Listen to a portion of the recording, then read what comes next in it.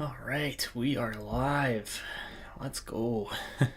it has been a hot minute. I'm also 15 minutes late, but still, it has been a hot minute since we actually streamed. I feel like I did probably burn myself out a little bit. I don't know if anybody's on here yet, but we might have one person. Hello to whoever is actually here on the live stream. Welcome. Let's go, Peaceful. Welcome. Good to see you in here. Yeah, no, I am ready to get back to some streaming here. I had so much editing and other stuff to try and get through. Ben, Braden, welcome. We got all the regulars here. I love it. That was a big win last night. I actually didn't get to watch it because I was at work, but yeah, we'll see. I mean, if the Rangers take a 3-2 lead, they got a good chance of winning, but really, that one's anybody's series too. Like, both teams have kind of traded back and forth. They're both great teams, but yeah, I don't know. Like, I thought the Panthers were going to have an easier time with the Rangers, and it just has not gone that way at all. So I got to stop betting against New York. They're so good. Like, all right. So where are we at? I would too, Peaceful. Honestly, that would be my preferred matchup, but we'll see. Let's see, just where are we at exactly for this draft class coming up? Because obviously we're not going to have a top pick, but man, Habas is going to be a fun player for whoever actually gets him. All right, so as far as I can remember from last episode, we left off before the draft, obviously. But there's certain guys like Malachi Lundmark or Hans Teifel. We're not going to go for Hans Teifel. I think the two players that we were really considering were either Viktor Varlamov or there was Fontinos too, but we weren't really considering Fontinos. We were more considering Brendan Gallagher. So yeah, those were the two. And I almost want to take Gallagher just as a gem experiment to see, does he turn out better in the long run? And he might, but we're not really going to know. So, all right. Kind of on our last round of scouting here now.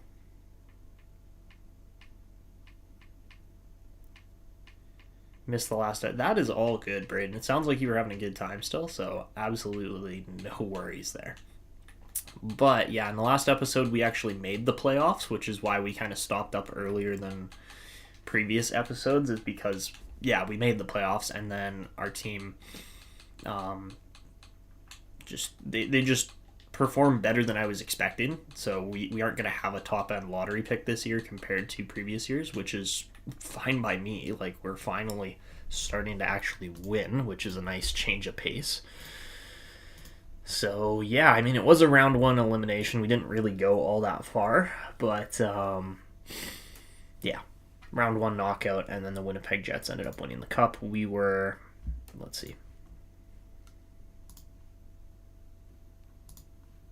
I can't even remember who we lost to now.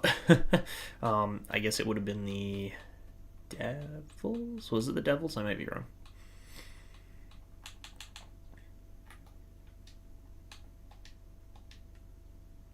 Regardless, we're at the date now where we have to do another round of scouting. And actually, we're past that at this point. We're pretty much ready to go. Who did we lose to? Let's go look. Capitals, right? It was the Capitals that we lost to. They ended up going all the way to the Cup Finals and losing. So can't really complain about how well we did, because again, we're pretty much just a rookie playoff team, no experience at all. And all right, I think we got enough people in here now. Yeah, we got 4 or 5 people in here. So you know what? Let's get rolling here on this. Let's start the live stream, and then we will continue on. So, all right, here we go. 3, 2, 1. Hey guys, how's it going? It's Ep.10 here. Welcome to episode 17 or episode number 10 of the live Draft to Glory franchise mode series here on my channel. Today we're going to be getting into the 2031 offseason and NHL draft. As last episode, our team was actually able to make the Stanley Cup playoffs. Of course, we were eliminated in round one. We just couldn't quite get the job done, and a Michael Misa injury really kind of just set us back. Although we did eventually lose to the Eastern Conference champions in the Washington Capitals, and it was a decent start for our team for making the playoffs. Michael Misa had a massive year last year, putting up 87 points. Ethan Belchetz was right there with him with 81. And those guys really are kind of becoming the heart and soul of this team at this point. Obviously, Artyom Levshinov, Landon DuPont, Oleg Vasiliev, those guys are still going to be very good, but we just need to see a little bit more out of those guys if our team's really going to go anywhere. So we did also have some players like Wade Tuzolino and Andy Healy kind of drop off from that medium elite potential, which was unfortunate, but we were also kind of expecting because they hadn't really performed that well over the previous few years. And we've got a really, really good-looking team coming up here. We've got a pretty formidable defensive core, and then the rest of the group is just kind of filler players for now until we see more guys really make that jump to the NHL. So let's get into it. Let's not really hesitate too much more. And, of course, we've got, so many elite potential goalies. Yeah, it's going to be a good draft coming up here. That's what we're looking at for sure. So as you guys can see, obviously the top 5, we're not going to be anywhere near the top 5 because of the season we just had, but there are quite a few players. Mario St. Louis is an elite, but there's a lot of other elites in here too. As you can see, at least 3 other elite goalies as well that we could have a shot at. So we'll probably be taking one of those guys, even though all of them are 19 or 20. Apart from, actually, Clayton Foss looks like he could be a decent pick. So we'll probably work backwards from him, but we'll see because we obviously have a limited selection of picks. This guy's going to be a great pick here, Johan Magnuson. He looks really good. And then apart from that, we are still waiting on some other scouting reports to come back before we really figure out exactly who we're taking here. And yeah, some of these guys just aren't gonna be scouted in time, but that is okay because, again, we can't be perfect on every single draft. So as I just do this tiny little bit more of scouting here, we'll just wait and see what the scouts are able to bring back for us. We were also looking for our first round selection either at Viktor Varlamov, who actually looks like a pretty solid sniper here.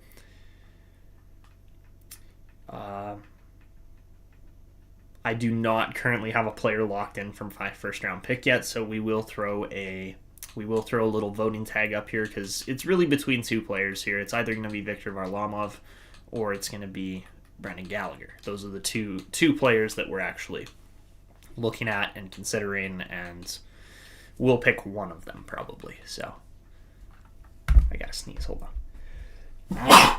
There we go. Oh. All right, let's slap a little poll in here.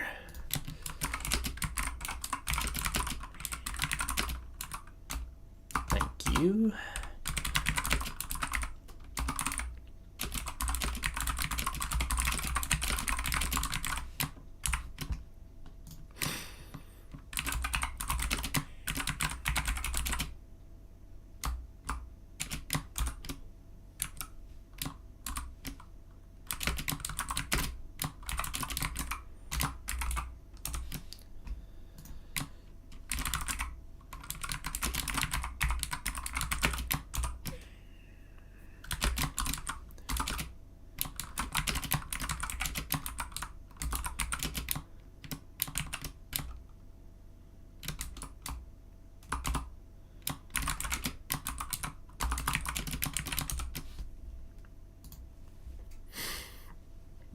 All right, so we got a poll running there now in the chat. You guys can see who the 2 players are that we're going to look at for our first round selection. Besides that, I'm just going to keep looking through here a little bit on the draft, see if we have any other draft steals available. It doesn't look like there's really a whole lot, but there are a few guys. Guys like Joakim Niemi look pretty solid, actually.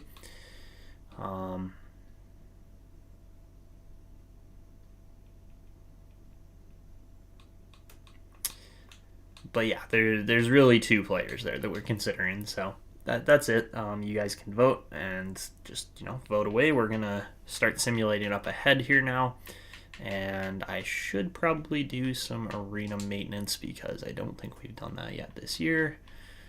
And yeah, club seats needed to be upgraded, so that will work out just fine for us. And then we'll get a few of these done, and that works for me. All right. Okay, well, it looks like you guys want Gallagher, which is, makes sense. I understand why you'd want that.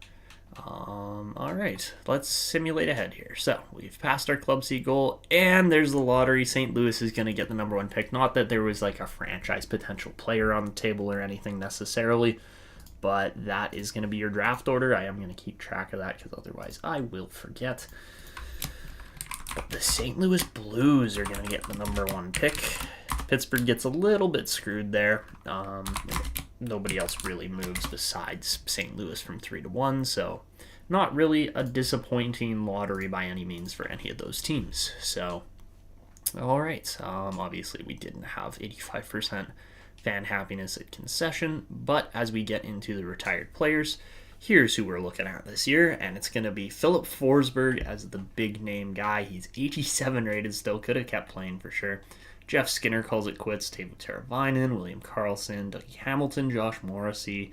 Some big names for sure. Not quite as high scoring as previous draft classes as we've seen, but still a lot of household name players that a lot of people would recognize, obviously. So those were the top guys. As far as the goalies go, oh my goodness, talk about a goalie class this year. Bobrovsky, Ullmark, Merzlikins, Bennington, Lindgren, Lankinen, like that's a lot of guys. And hey, even Kevin Lankinen finally retired. We were wondering when that was going to happen, and it finally does. So yeah, there you have it.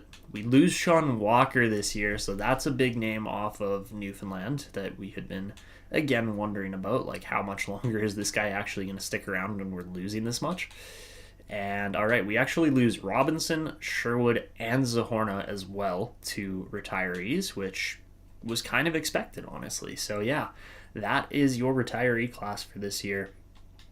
And a bit of a tough one for us to swallow as far as we lose a lot of players again here. So that is okay. That's did Bob ever play for us? Unfortunately, not peaceful. If he had, that would have been crazy. But all right, I'm looking at this poll here, and yeah, it seems like most of you guys actually want Brendan Gallagher simply for the name and the hilarious status of the fact that he could could turn out to be a future very solid player for us. So, all right, looks like the top player is Joel Flynn as a power forward, although Rabis is making his way up the board there. A few other good players there, like Rokan looks really good. And even Keaton Callahan too. But let's see if any other elite players kind of popped up and showed themselves. Looks like, yeah, not a whole lot. Maybe Aubrey, but we're not certain on him. Moroza slid down the board a little bit, which is probably good for us, meaning we could probably get him with a second round pick. Even though he is 20, he's probably going to be one of the best kind of in our range players that we can actually draft. This Oleg Bobrovsky guy looked good, but yeah. Man, if we had a late round, what do you call it? If we had if we were drafting really high up the board, Varlamov would be a great second round option, but I just don't think that's quite going to happen. Obviously, Brendan Gallagher is going to be the pick based on the voting here. So, all right, let's. Yeah, we'll give it one more look here, but I don't think it's really going to change too much. I don't think we're going to find a whole lot of other players that we hadn't already been looking at. So, yeah, Niemi will probably be a pick. And then apart from that, I don't know. Like we're gonna plan this out quickly, but it's going to be kind of all over the place. All right, so let's see if we saw any changes to players and ratings in our team. And looks like the main one there is Landon DuPont, kind of just really solidifying himself as the top player on this team at this point. Obviously, Oleg Vasilyev dropped a little bit in potential, which stunk, but it happens. Obviously, we can't maintain every single player's top rating and status unless we were winning all the time, which is also unrealistic. So, all right, I think... Ooh, yeah, Rogers is looking really good. So is Houston, too, though, so... We've got options for sure with this team. I'm not really worried at all about the way we're trending and progressing with this team. I think it's going to be we're going to be in a good position here in, I don't know, I'm going to say T-minus 2 or 3 years, really. Also, how about Modine? Oh my goodness, Ludwig Modine grew a lot. Like, we drafted him at, what was his rating last year? It was like 47, 48. He was 50. Okay, so we drafted him at 50. He grew 12 ratings over one season. So if he does that again, he's probably going to be a shoo-in for our starting goalie here in no time at all. So keep an eye on him for sure. And then we'll see where our picks land. We're going to be in the 20-ish range, somewhere around there. So it's going to be a little trickier and a little different than previous years with the draft. So without further ado, let's get to the draft, and it should be a good one. I'm going to sit and plan out my picks for a few minutes as the top picks get made, and then we'll actually start firing off the draft picks here.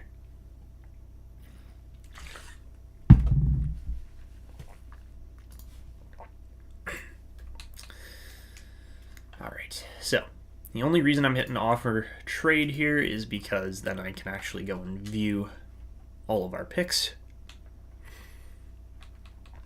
Alright, we got pick 23. Ugh.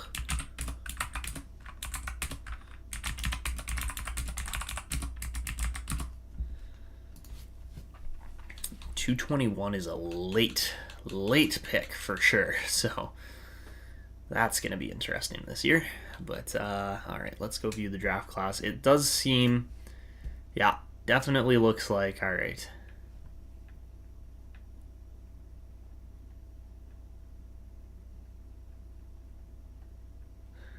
Alright, we're going to end the poll here. It looks like pretty much all of you guys wanted Brendan Gallagher, which is actually, it's funny. It's kind of, it's a little memey, but that's okay. But hey, if he turns out and actually wins for us, that's going to be huge. So, plus Varlamov, well, Varlamov is actually a pretty solid size. But, you know what, Gallagher, being a gem, probably is going to be a good pick still. So, alright. We only had 4 votes in total. Is that really how many viewers we got on the stream? Yeah, pretty much. Okay. Well, you know what? That's alright. We will go with it. So, Brendan Gallagher, hilariously enough, is going to be our first pick. But hey, you know what? Let's do it. He's probably going to be a two-way forward. Not guaranteed, but probably going to be two-way forward.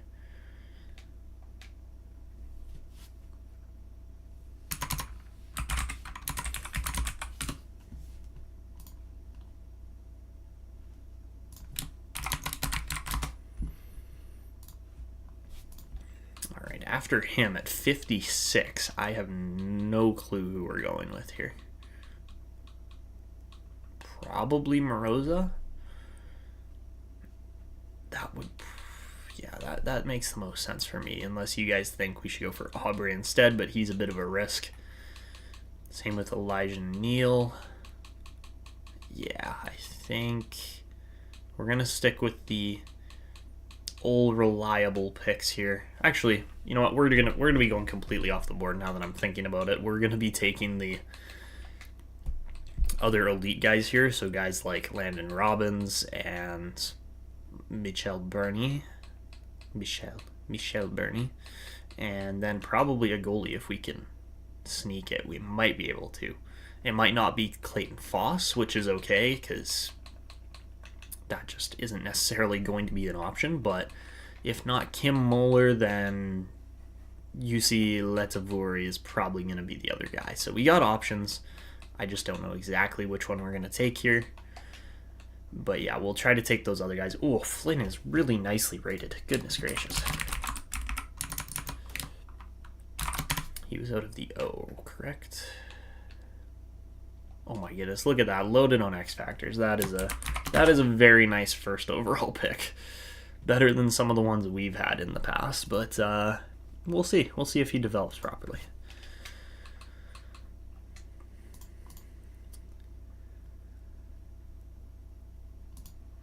Yes, Misa's trade value looks very good right now. I have to agree with that, Peaceful. Okay. Of course, these 3 goalies all in here are just in that range where it's like we can't quite get them, and I would prefer to take the right winger and the right D over another goalie, but yeah, Landon Robbins is definitely going to be a pick for us.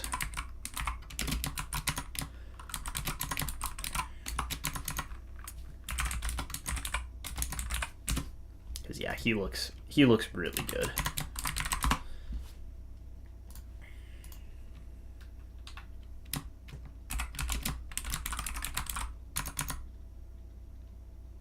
Did I say Michel Bernier instead of Bernier?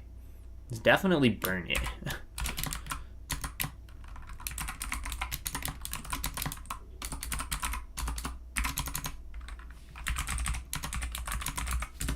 I always find smaller grinders to be an interesting build because you just never know exactly how they're going to produce and perform.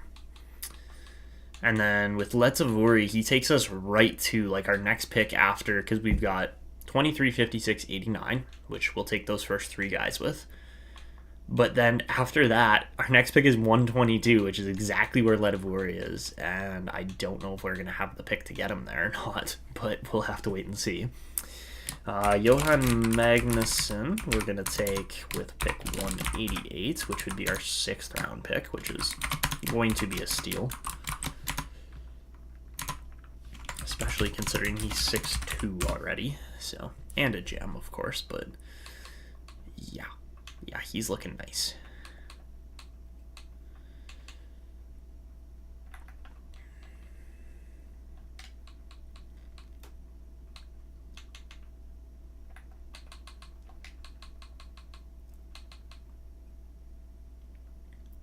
All right, where was that other guy we were talking about potentially going for? I mean, we can probably not guaranteed, but probably get Reed McLean or Nathan Vickers. Probably going to go with McLean. Rabas goes 2nd. Okay, that's actually a really good pick for Pittsburgh. Or Rabas, however you say his name. But yeah, lots of left wingers at the top of this class for sure. So yeah, not too shabby top 2 picks there. 83 and 82 overall. That's really nice. Okay, let's go back to here. Spam through. And then, now we're down in the top 6-ish range. Where's the other guy? I'm looking at that top 4 D-man. He's ranked, where, 156? Oh, that's going to be perfect. Okay. The only thing with...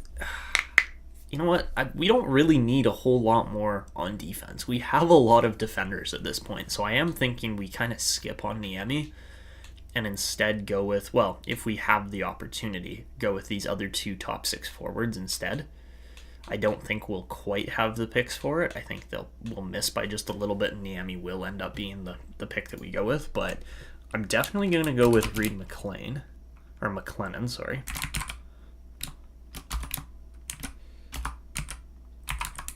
McClellan. Oh my goodness, I cannot pronounce names today. I'm definitely struggling with that.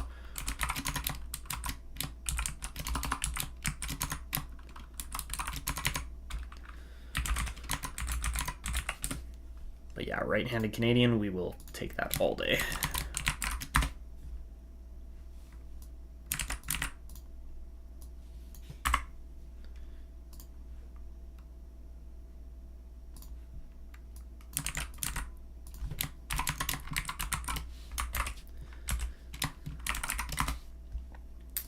I do get the feeling pick 155 is unfortunately going to be, not unfortunately, but is going to fall to Joakim Niemi instead, even though he isn't a perfect fit for our team.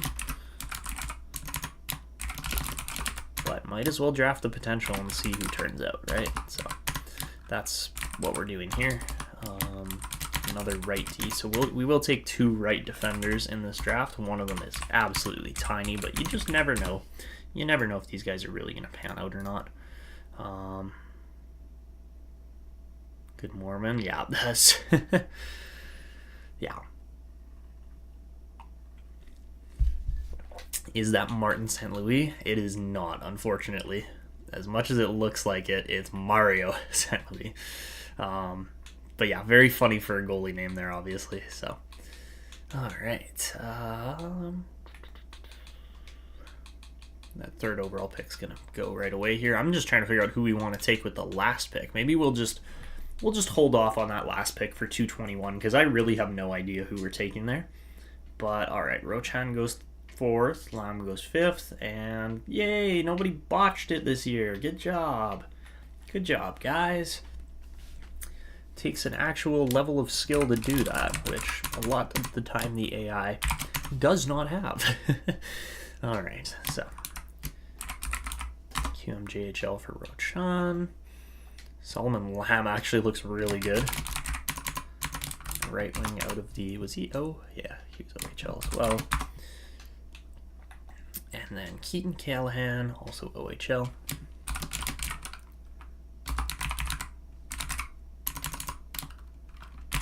Left winger, again, O. Alright. Okay, we are ready to rock and roll here. So let's simulate all the way up to pick 23, where we will indeed be taking Brendan Gallagher, which is going to be a good pick and a fun pick for sure. And we're just going to hope and pray that his gem status actually makes him good. So there are your other picks. It was a loaded first round this year. Lots of very high quality prospects. And yeah, outside of that top 5, no other elites really. But the rating, man, the rating on these is really good. Like, I have no doubt that if we took, if you guys had voted to take, what's his name? Varlamov here. I get the feeling if you had voted to take him that he'd probably be like a 73, 74 rated, somewhere in there. But we're going to go with the poll vote pick instead, and Brendan Gallagher the second. We should call him Gally Jr. probably.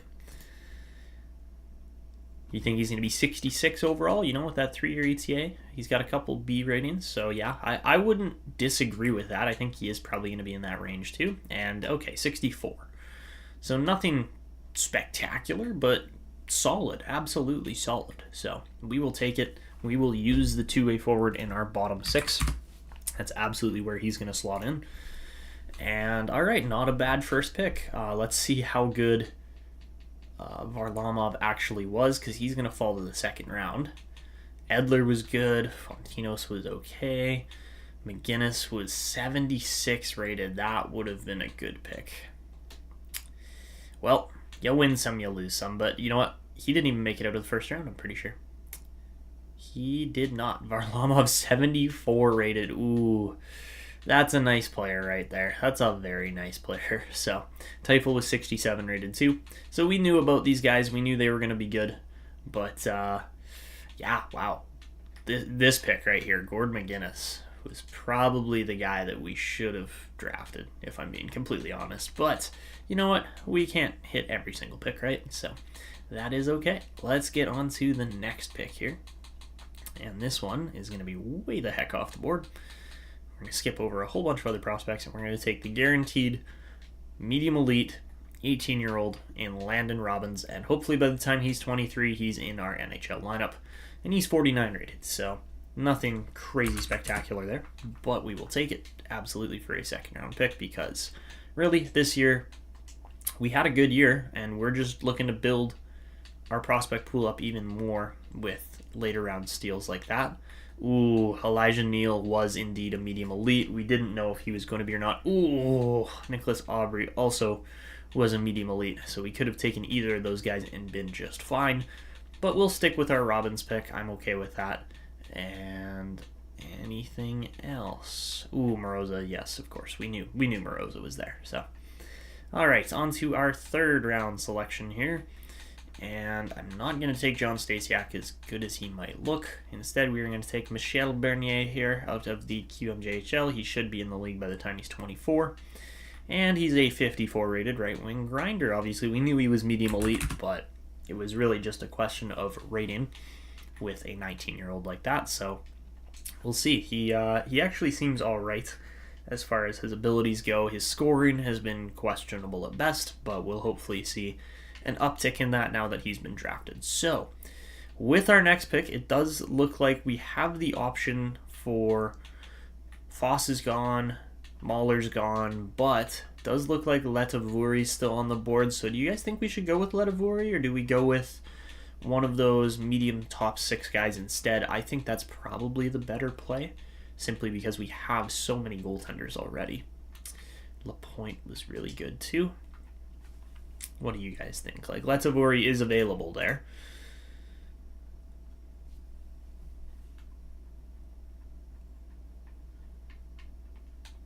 Galley 2.0, absolutely.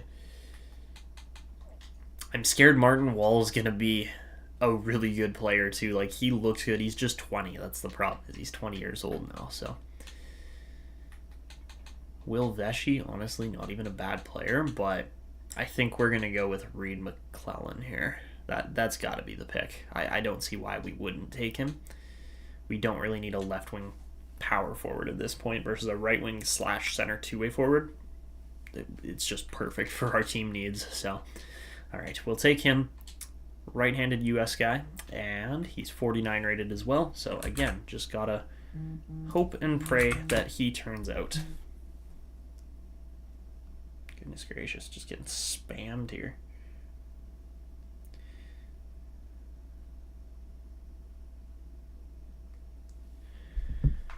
All right, so that's 2 number 47s now because Gallagher also preferred to wear 47, so we'll have to wait and see how that plays out. Ooh, look at that. 70 rated backup. Cam Prasad. Not a bad option there at all. That was a really solid pick. Vesey was okay. Vickers was okay. Ooh, Montgomery.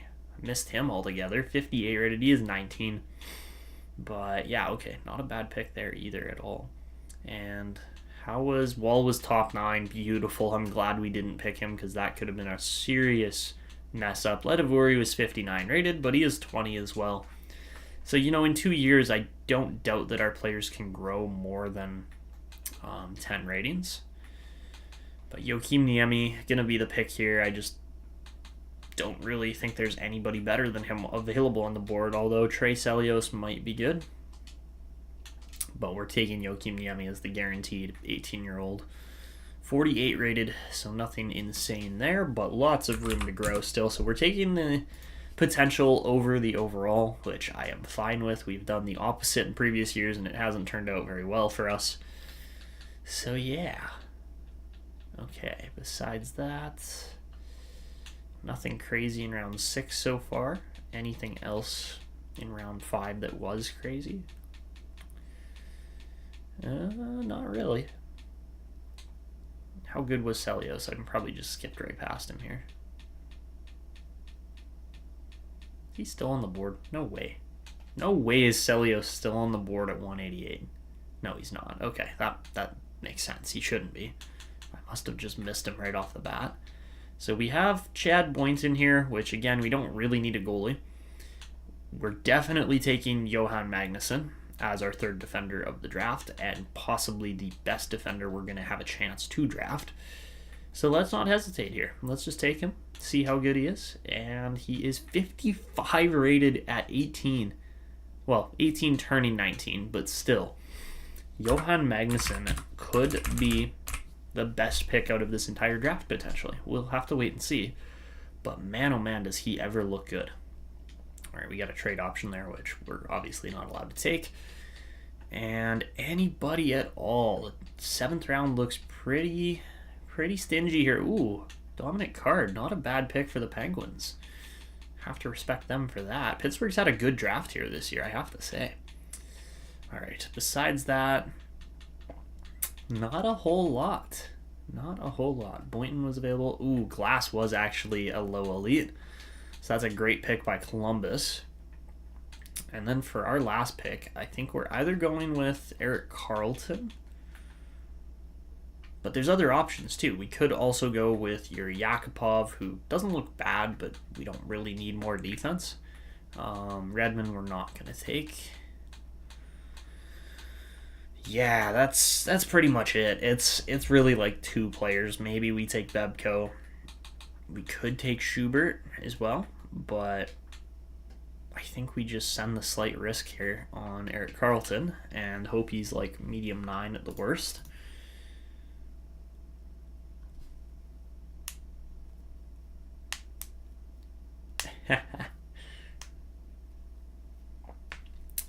All right, you guys are all picking out Galley's number to wear.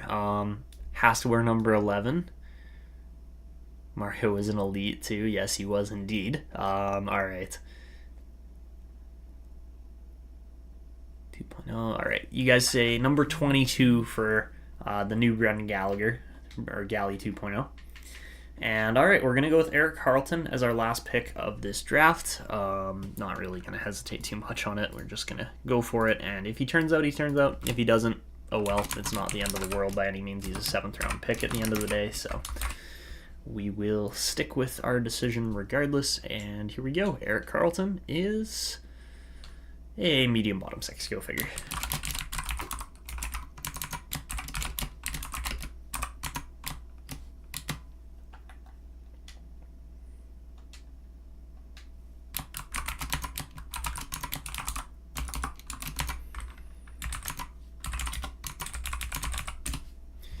Okay, so we managed to draft only 18 and like 1 or 2 19-year-olds in this entire draft. Very solid year overall for the Growlers as far as the draft goes again. I got no issues with how that played out. And let's see how this last little stretch of the 7th round turns out. If there's anybody that's actually good here that has some kind of real potential. Low 9's almost real potential. It's not quite, but it's close. And there's quite a few guys there. Of course, we're going to see some more bottom 6. Bebko, that's actually a really good pick by Edmonton. They went off the board there, but to pick him. And yeah, all right. That is it for this draft. Very, very solid year overall for the Newfoundland Growlers, and Burish was a low 9 too, but there you have it. That is our 2031 NHL draft class. We get, of course, Brendan Gallagher. He's going to be great. Landon Robbins, we'll see. Same with Michel Bernier and McLennan and Niemi. Magnuson is my pick to turn out the best out of all of those guys, apart from Gallagher, of course. But also, I just wanted to point out to you guys how well the Pittsburgh Penguins did here. They got some really good players like Rabas, Foss, Card. Those are good picks. Like, yeah, they might have botched some other picks, but Pittsburgh's well on track to getting back to the point where they're actually going to be good again. So, yeah, there you have it. Solid draft. Yes, we missed on some players, but at the same time, we also hit on pretty much all of our picks apart from the 7th rounder, which I cannot complain about. So, there you have it. Pretty solid start to this episode. I'm happy with how we did there. Of course, we'll finish up the edited episode here with the re-signing phase in free agency. And of course, we have to re-sign our head coach at this point, Damian Corso. Like, there's just no doubt about it that we should sign him. So we'll do that right now. We are gonna take Ludeman and make him. Okay, I guess we can't do that. So we'll make him goalie coach for now and then change it back after because I botched that. So. All right, we will sign Dadano as well. He only wanted a 2-year contract, so that's not amazing. I would prefer more than 2-year contracts for these scouts, but it seems like all of them want 2 years. And that works for me. All right. So that's our scouting staff this year. And, all right, we've got a few names. Noel Millman, Artem Svitov, and a few others that we need to re-sign here that are actually restricted this year. Apart from that, we've, nailed a lot of our picks and extensions and things like that already as far as upcoming players go. And I am honestly very happy with where this team is at right now. There is a lot of good players here that are going to start making an impact for our team very quickly here. So, all right. Looks like for the most part, yes, we need to sign Houston. There's not really a whole lot of others besides that. Kuzmenko is absolutely bottomed out as far as his potential goes. He has done his career at this point. But yeah, we have a few names we definitely need to re-sign here as well. So, or need to just sign in general right now. So, all right, Delmore's down to a 78. That's not spectacular considering he just won 35 games. Okay, I'm not entirely thrilled with that. I'm not also super happy that Sawyer Saunders is only up to a 65 overall after 2 seasons. I was really hoping that he might grow a little bit better, but that really did not happen. So I think at this point we're probably saying goodbye to Tristan Barrett. That's more than likely going to be the case, although he was all right. We just don't have enough goalie spots left over. Bobolev's simply got better potential at this point. He's 4 years younger. And we have to keep Ryan Fanti. There's no doubt about it. We have to keep him. Yeah, it's because if I close my little chat pop-up window there, Peaceful, sometimes it just disappears. Like, it doesn't update on time. So, all right. We'll do this. Maybe we won't qualify him. But yeah, we'll bring Ryan Fanti in for one more season. We'll do Svitov as a contract, and then we will sign Sawyer Saunders. We are going to keep Fanti for sure. We'll see if we need to release Barrett or if we can just qualify him. But at this point, Caden Sanchez is absolutely going to be our starting goalie for next year. I have no doubt about that. And our top 4 on our defensive group is absolutely secure at this point. We are locked in and ready to go. We're going to sign a 1-year, $2.1 million contract for Dylan Collin. Zamula wants a lot of money for the next couple of years. We're going to offer him a 1-year deal at 3.6 and just get him to sign that. Then we'll sign all these guys for the entry-level deals that take up no cap space. Or not entry-level, but just minor league deals that take up no space. We will sign Noel Millman to one of those as well. Hopefully he'll play better this season. He didn't really have a great year last year. And then we will sign Calder. And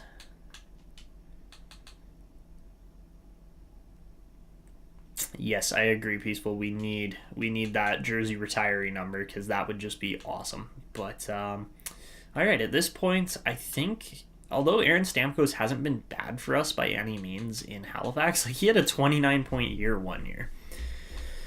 But I think at this point he just has zero potential, especially as a 26-year-old. So he's probably a guy we're going to walk here just to clear up a little more space for the rest of our team.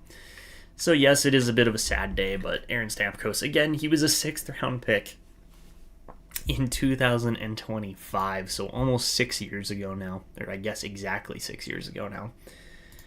And he's a player that, yes, we are going to unfortunately have to say goodbye to here, more than likely. Not guaranteed, but more than likely because we need to clear up those spots. Versus, Van den Busch at least has a little bit more potential as a low 7th. And then those 2 right wingers we're not going to sign yet. We're going to, of course, let these guys continue to develop. And then we've got those 2 in the NHL for right wingers. We have a ton of left wingers in comparison. Like, we do need to sign Hugo Foucault, who actually had a really good year this year, 69 points in 66 games, but just didn't really grow, unfortunately. So we've definitely been hitting that type of struggle here a lot. Like, it has been consistent that we are not getting growth from players that we probably should be getting growth from. But, that's how it goes. Can't really control it too much, especially when they're in the minor leagues. We are going to sign Michael Carconi to 1 more year. We'll definitely sign Myers to... Oh, maybe we won't, actually, because we got Houston here that we need to sign. We are going to keep Savan and Voinov and a few other guys that we actually drafted, because why wouldn't we? And at this point, we're going to release Kuzmenko. He's just simply not good enough at this point to play over other guys like Foucault, who need the development and growth time. And, all right, we'll definitely re-sign Cody Sweat. And on to centers, we've got Lizotte will probably get some play time still. We'll see. Arvidsson's actually not done too bad considering the low potential. And then we have to sign Milan Sekras this year. So that is it for the re-signing, I believe, at least as far as what we need to do. And let's start advancing a day or 2 here and see how our spots kind of fill out. So looks like we definitely got Michael Carconi, probably Hugo Foucault. And here we go. So we get Lizotte, Zamula, Carconi, Houston, Fanti, Mackey, Calder, Cullen, Carlisle, Foucault, Van den Busch, Sweat, Sekras, Gore. We did not have room for Saunders, so we will have to let Barrett go. But Millman, Savan, Arvidsson, Voinov, Svitov, all sign. All right. And yeah, as far as expiring players go here, we're going to release Tristan Barrett. That's going to definitely cause some negative impacts, but we've got Sawyer Saunders coming up, so I really don't have an issue doing that. And okay. This defense looks formidable. That's going to be really fun in the future here. That's going to be the reason why we actually win coming up, so. All right. We probably could use maybe one more kind of top 6 center that has really decent rating, so. But apart from that, all of our expiring players, we've literally just got Myers, so we'll sign him as long as he accepts the contract. And we are good to go. So let's get to free agency. Not going to be an overly crazy free agency class or anything, but we'll keep an eye on it for sure. Let's just make sure that our coaching staff is all aligned here at this point. Corso is the head coach, which is perfect. We're going to promote Ludeman back up to our associate coach, even though he's the lower rated of the two. But Corso's just been a great fit for our team. You look at that system and scheme fit, how it's 67%. Like, it doesn't really get a whole lot better than that. We can go and look at other coaches, but why would we when we just made the playoffs with this team? You know, if we start tanking it out with Corso, then maybe again we look to make a change. But all right, we've got a few more scouts coming in here, and we should get all of them. So let's get to the trade block. Let's clear this thing out, because I absolutely hate how many trades we get offered every year.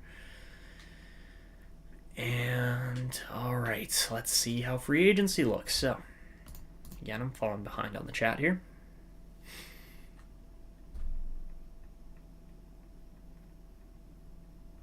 Yeah, Kuzmenko was sad seeing his overall potential. Agreed. That was tough to see for sure. All right, so we got a few low elite guys that maybe we can look at here. Either, Mikhail Koltsov or Demetrius Van Riemsdyk, but really they're so low rated. Yeah, San Jose probably just ran out of cap space. That's probably what happened, but what is San Jose doing with Will Smith? I would say, $13.3 million for Will Smith, considering he only had a 93-point season this year, is a little steep. So, that's probably what's happened there. He's drafted. Felipe Byers is actually a really decent player that, of course, we can't go after because he's drafted. So, keep an eye on those for sure. And all of these guys are going to be drafted,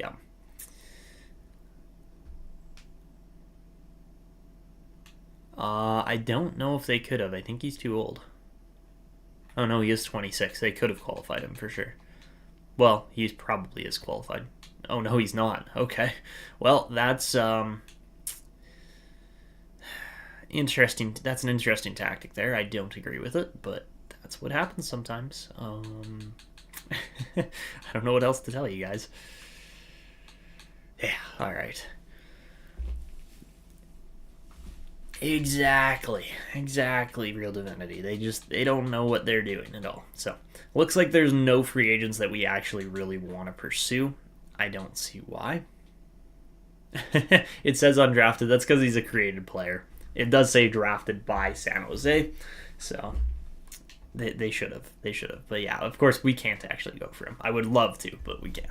So, all right, nothing happening in free agency this year. We're just gonna sim right ahead to the next season. We'll take a quick peek at the team, and then that's where we'll wrap up this cut of whatever episode 17 it is, and then we'll continue on.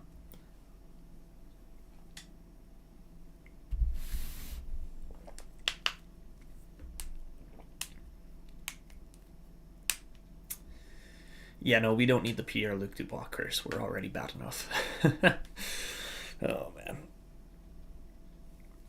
I'm just really hoping we see some crazy growth over the offseason that we just didn't this last year. So, heading into the next year, we've sold 30% of our tickets, which is so bad, but so funny. And, all right, our owner goals for this year is we're a conservative buyer this year. Ooh, that's a change. Nice. And let's take a peek at the lines. Oh, my goodness. There is a team for you. This is an actual team. We have a legitimate team on our hands. Holy moly. That's bankrupt bet. I don't think we can quite do that. As much as I would love to, I just don't think we can quite pull that off. But how about this team? My goodness. Oh, yeah, there we go. We got a starting goalie in Sanchez this year. That's going to be a huge upgrade, if I'm being honest.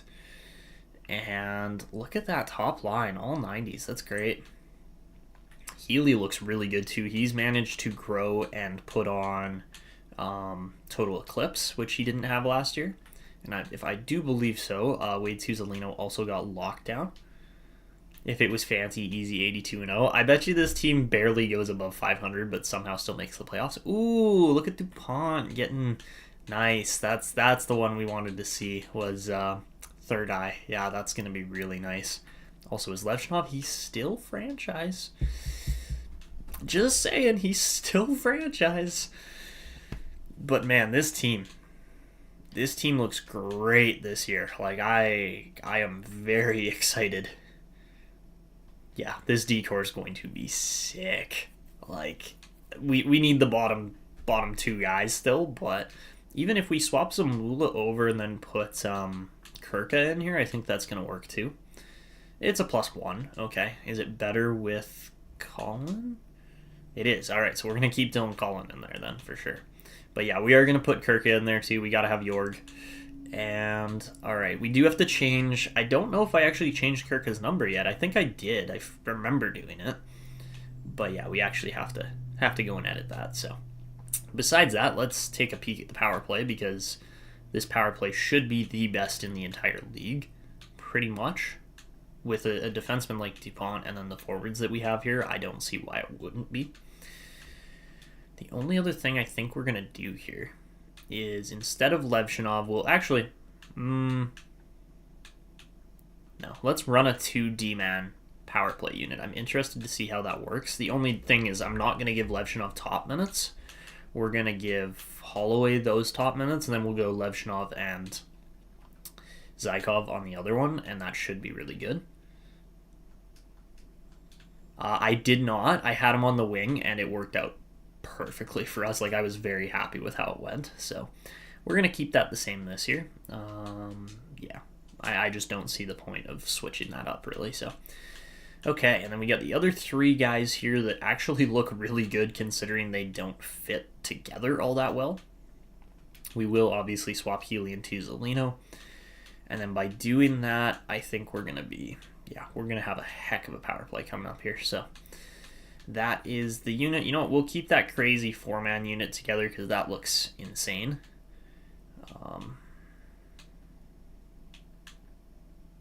The only thing that's bugging me here is, like, why... you know what? Let's go Belchets over Vasilyev here. Run that on this power play, and that's still +5. And then we can go... instead of Belchets, we can go Vasilyev here.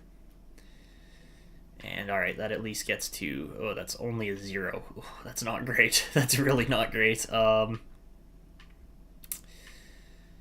We might have to throw Zykov on the first pairing now that I'm looking at it. That might be the play. Yeah, that's going to be the play for sure. Okay, so we'll keep those two together. That's fine. But, yeah, then we'll go DuPont and then Zykov here instead. Give Zykov some crazy playtime minutes. And it's a +2. Okay, that's not spectacular, but we'll take it. We're trying to get maximized chemistry here still. And then look at the kill. The kill looks really good. I have to say, a +3 there is awesome. A 0 is actually a really solid rating too. And then, let's see, how's this? Ugh, negative. Yeah, kind of figured that might happen. What if we swap out... anybody we can swap out? Not really. Well... actually, it should be Teeman in here, probably. Because, yeah, he wasn't playing second kill. And then instead of Healy, I'm wondering if anybody else, maybe, like, Belchets fits better. He does, so that's interesting. Tuzolino. Belchets is there. That's not great. What other two-way type forwards do we have? We do have Samu Petikainen, so maybe we try him there. Yeah, that works. That's good. Done. That's our kill. That's great. I'm happy with that. This is going to have to be better, obviously. So let's swap out Kirka for Zykov, maybe?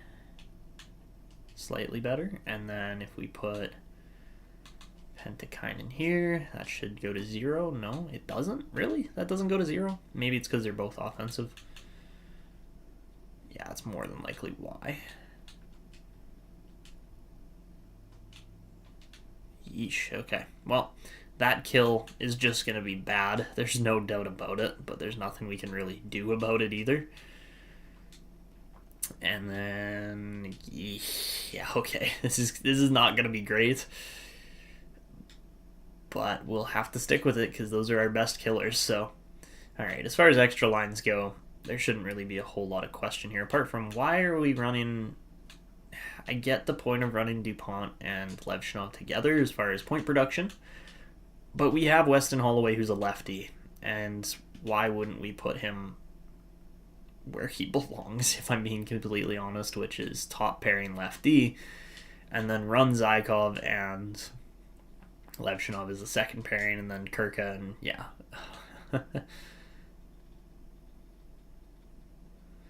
That is hopefully the goal. I actually haven't checked how heavily or lightly penalized we are. It's something I haven't really paid attention to. Okay, quick question though. Why is...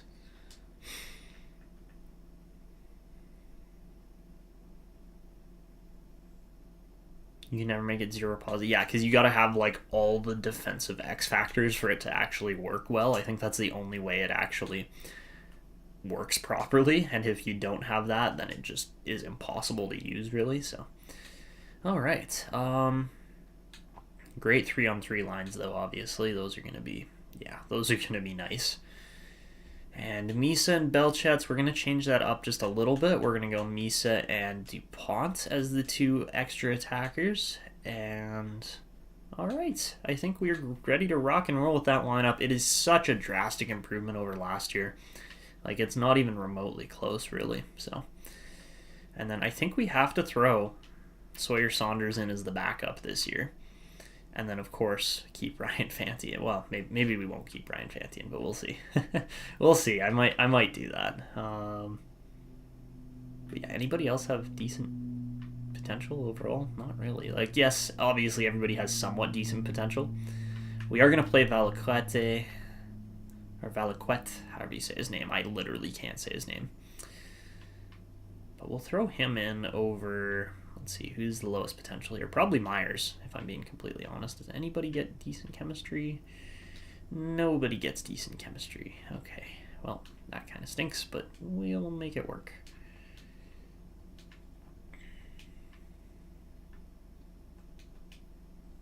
Actually, I'm looking at it now. We cannot spread our centers out. We don't have enough centers in the AHL. Yeah, that's gonna be... That's going to be how it is, I guess. Why don't we try Sweat? Yeah, there we go. That's a top line. That'll be nice. So we'll run that.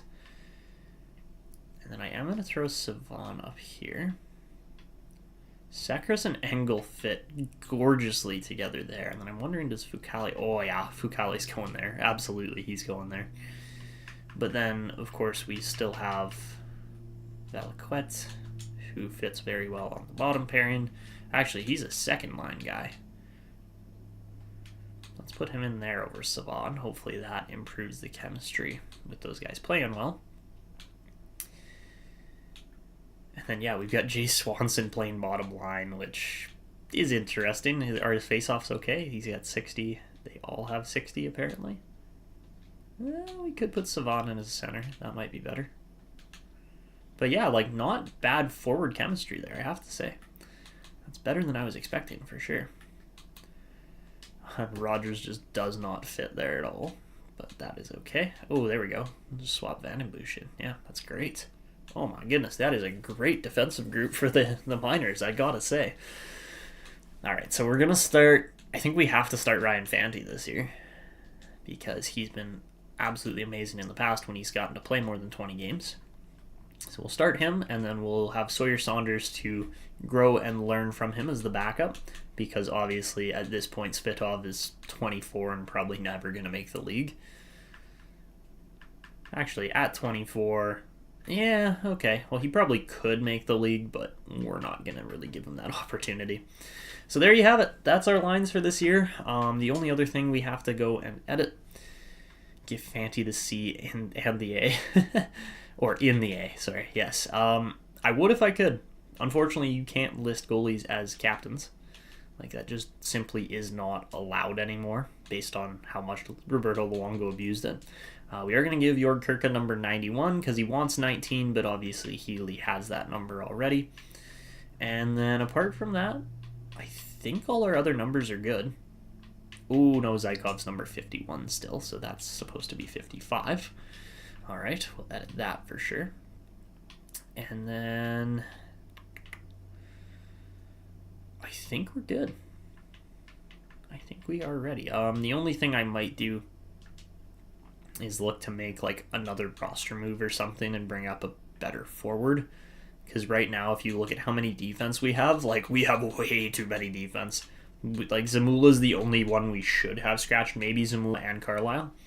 But right now, we just have way too many additional defensemen. So that is where we will bring up Myers. And we'll have too many skaters if we do that. So then we will send down Mackey. And that should be fine. And then rolling that way, our lineup is going to be better. So, all right, that is our lineup for this upcoming season. I think it's going to be a really fun one, but we'll see. And that is where we're going to wrap up episode number, 17? Something along those lines. I probably have my episode numbers wrong at this point because we've done so many live streams. Actually, yeah, this would be 19, which is crazy because we're on live stream 10. We've been doing two videos per session, essentially, here. But yeah, that is it for this one. I will see you guys in the next one. Thank you for watching on the edited side of YouTube. Have a great day. And of course, guys, we're going to keep going. You know how the live stream works here. How many people we got in now? I'm going to check. Looks like, all right, 7 concurrent viewers. Not bad, not bad. I'm glad we're rolling here. But we are, as this live stream is properly titled, off to the races now. As far as, yes, we have all the scouting to do still. But we have a playoff race to compete in this year, which is such a different change from last year. And a very winger-heavy class this year by the looks of it, which isn't amazing. Obviously, I would have preferred if it was more of a center and D, but, you know, we don't really need defense. Looks like there are going to be some centers and players like that a little bit further back, so we'll make it work. We'll make this draft class work somehow. We always manage to. But let's get to the scouting quickly. And actually, first things first, let me do the intro for this next episode here, obviously. So, all right, 3, 2, 1. Hey guys, how's it going? It's Ep.10 here. Welcome to what is now episode number 20 of this edited Draft to Glory franchise mode here on my channel. Today we're going to be getting into the 2031-32 regular season simulation and hopefully the playoffs as well. That is the plan, at least. So, as of last episode, we landed a pretty solid draft class. We were able to land a few players that look like they could make the team in the somewhat near future, at least. And if I can find my unsigned tab anywhere, we got guys like, of course, Brendan Gallagher, the second, of course, Gally Jr., and we are going to change his number here coming up, but we also got guys like Magnuson, Bernier, Carlton, McClellan, Robbins, Niemi. Like, we got a pretty solid draft class out of last season. Let's call it contenders or pretenders. That is a good idea for the title this year. Also, how about Kyler Denny as a 6th round pick, looking like he might actually... Oh my god, he had a 104-point season last year. I didn't realize he did that well. So that's one of our best prospects that isn't currently in the system. That is going to be really good. So, looking at our team, though, we got a team here now. It's actually very nice to see. Pat Archer has made the league. Kirka's playing. Actually, we need to slap an extension on Kirka here. So, how much would 8 years cost us? $3 million? That's not fabulous. I'll get the chat's opinion here in just a second. But other than that, we're pretty locked down overall. We've got Sanchez for another year after this one, which is awesome because he's now 84 rated as an elite goalie. He is a butterfly style, so we'll see if that affects anything with how he plays. But yes, exactly. Peaceful. Magnuson has grown 2 overall since just the draft, which was like a month ago or so. So yeah, we've got some legitimate players on our hands here. Obviously, our highest paid guy now is Landon Dupont, and he's looking like the real deal. He's such a fast defenseman. He's going to be fun, obviously. He doesn't shoot the puck quite as well as a guy like, I don't know, maybe Weston Holloway, who's got a cannon, if you look kind of up in the top corner here. Like, 5-star shooting on a defenseman should equate to more than 5 or 6 goals. Like, that 11-goal season, that was a little bit more what I was expecting from him. But regardless, we will get to this here right away, but we have to start off, of course, with scouting because it's draft to glory after all, and we want to get draft steals even if we are contending. So let's get to this. This is the boring part that gets edited out, but it makes a difference.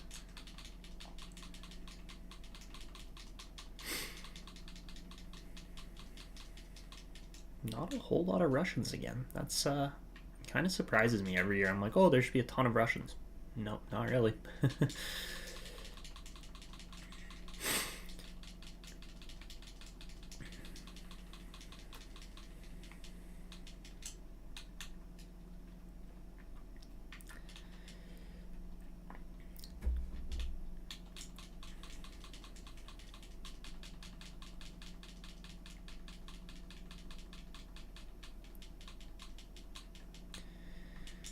Hey, peaceful. Sorry, I just saw that other comment about communicating. I'm glad that I'm glad that you appreciate the communication. That's exactly why I do it.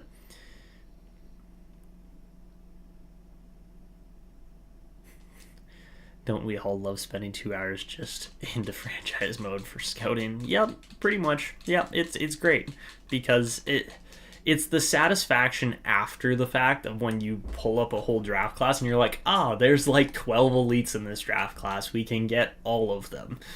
That's where it really does make a difference, and you're just like, yes, that was worth my time after all.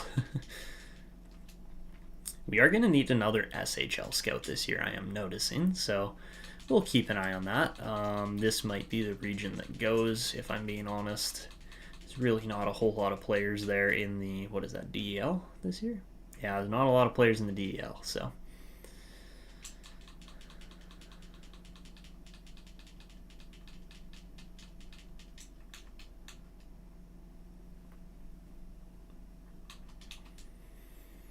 All right. Connor Bedard? No, it's Connor Berard. Chad Berard. Never mind. I'm like, that would be really funny if his name was actually Connor Berard. Ooh, oh no. Oh no, we're going to need another U.S. Central scout too. All right, maybe we're going to be disbanding some of these like 11 CHL scouts that we have this year. That could be something that actually happens. Because we've had a few seasons now where it's just been so much CHL talent and nothing else. Let's see, because we've got 4-4 between the WHL and OHL. That's crazy. That's absolutely crazy. So keep an eye on that. But I do want more SHL and US Central scouts. So we'll see how that plays out. What am I doing? I went way too far.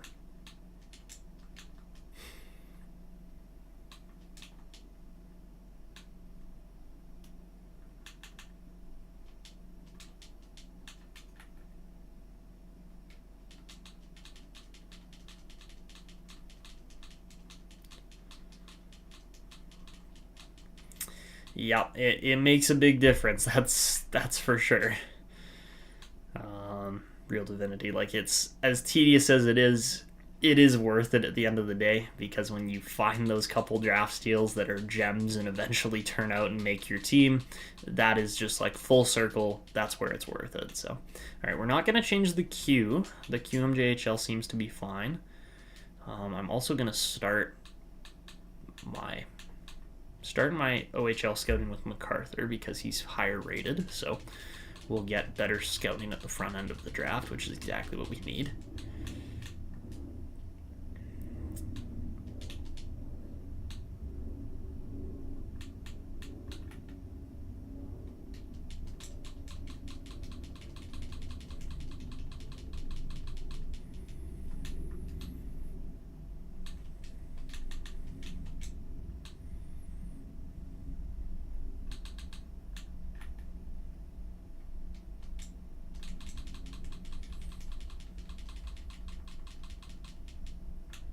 You know what? 3. Yeah. 3 OHL scouts should probably be good. I don't see why they wouldn't be. But, yeah. It's probably going to be the WHL scouts this year that actually get moved around a little bit. But we'll have to wait and see.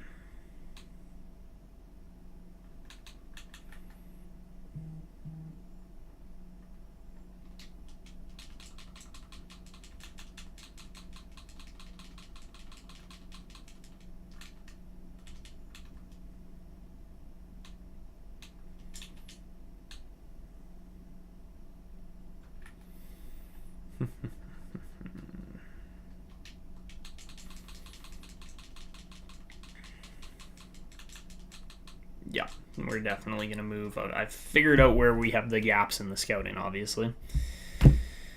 So yeah, it's going to be... I'm going to fire off Timmins, because Jose Timmins kind of sucked last year as far as the scouting went. Whoa, don't fire Days. Alright, so we'll fire Timmins, and then we'll fire that other C- rated, or the D rated OHL scout. And then we will sign up an SHL. Actually, how good is he for the Central? Not good enough. Okay. So we'll sign up 2 more scouts here. First one is obviously going to be a U.S. Central scout, preferably one that isn't C- rated, but okay. We'll go with this guy for the SHL, Markku Kuparainen. And then...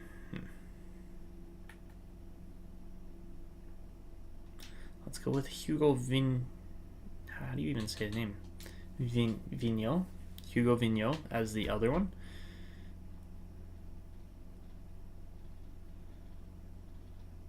Wayne Simmons' son there. Probably not, but you never know. You never know. And again, Wayne Simmons, he played in Toronto, so technically his son could be Canadian. But, sorry, gotta stretch quickly, guys. Okay, where was I going with this? Oh yes, we need a little bit more scouting budget. That's what I was looking at. Okay. Scout salaries, bump those up just a tad, and we've got like no money to spend. It's kind of hilarious, actually. And we're gonna do minimal scout travel as well. Put a lot more into operations budget. Our team is just not making money right now, that is for sure. So we are gonna need to start doing that here coming up pretty quickly, but let's advance a few days here and get, all right, we get Vigneault. Let's go and assign him, not waste any days.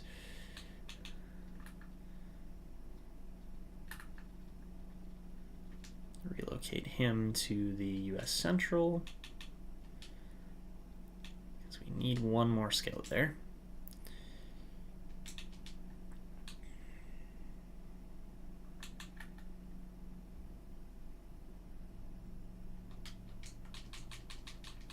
Yeah, because it just didn't quite cover this last kind of back end of players, so that's why we did that move. And then, of course, we will wait for that other Markku Kuparainen to come in. Beautiful. Let's go assign him as well. Please just be in the SHL already. Beautiful. That's exactly what we wanted. All right.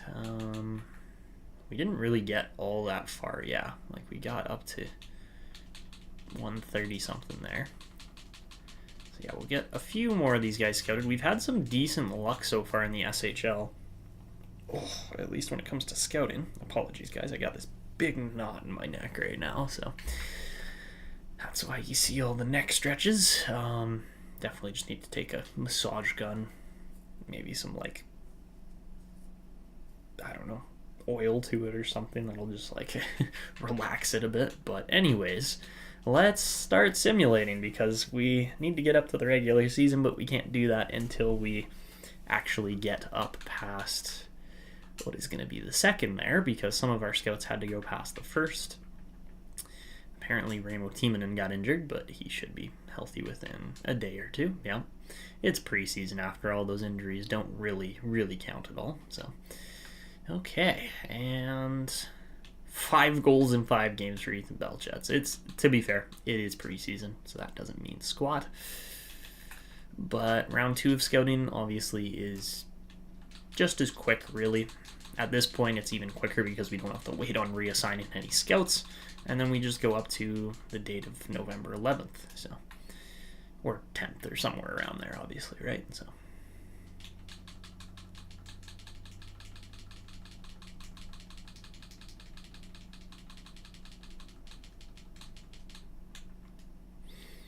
Perfect. That's skills assessment. There we go.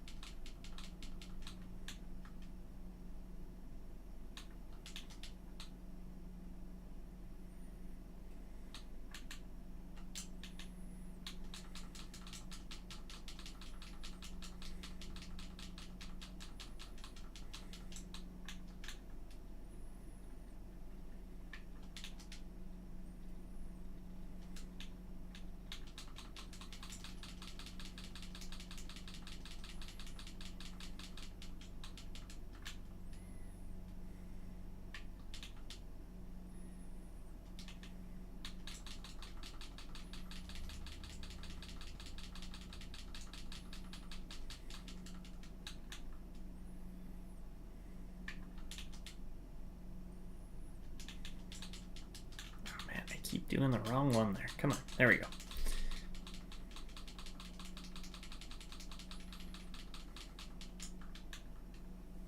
Perfect. Okay. Gotta like how the scouting's turning out this year. We actually got a really good system going here, so.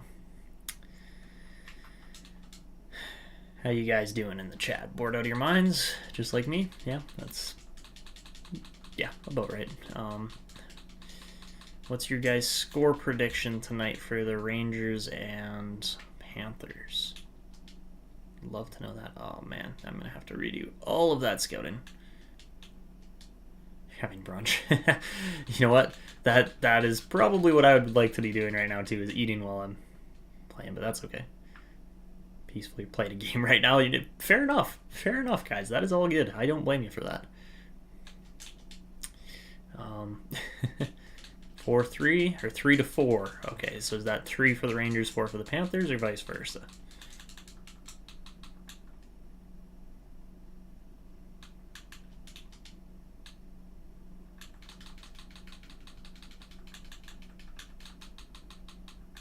All good, Ben. You know what? I'm glad you guys are still tuned in. It definitely helps with the view counts and stuff.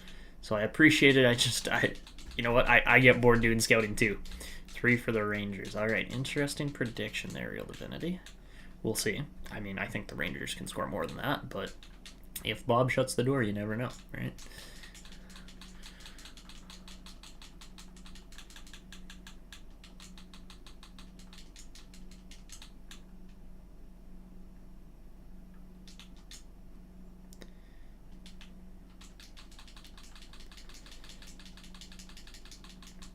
Three Rangers. That's a pretty solid prediction there, Peaceful. We'll see. But if I had to pick a score, I would say 3-1 for one of those teams. I get the feeling they're really feeling each other out at this point as far as they've played against each other enough now. Yeah, exactly. Like, his bounce back season, Real Divinity, for Bob has just been insane. Like, well, not even season, it's like 2 seasons now where he's just reinvented himself into an Vezina caliber goalie again, which is crazy because, like, to be fair, a lot of it is the defense in front of him. He has a very good defensive core in front of him, and it's not just defensive core, it's a team defense in front of him, so that makes a huge difference, obviously. So playoffs are even more impressive. Agreed. Okay, we're skipping the C- guy again in the O because he shouldn't be scouting the top players.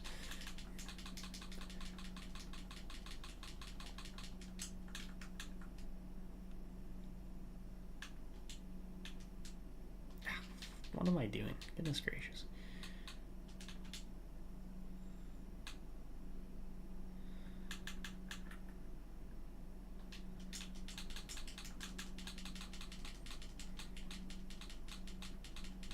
Yeah. No, like I have a pretty good understanding of hockey, as far as just what it actually takes to win.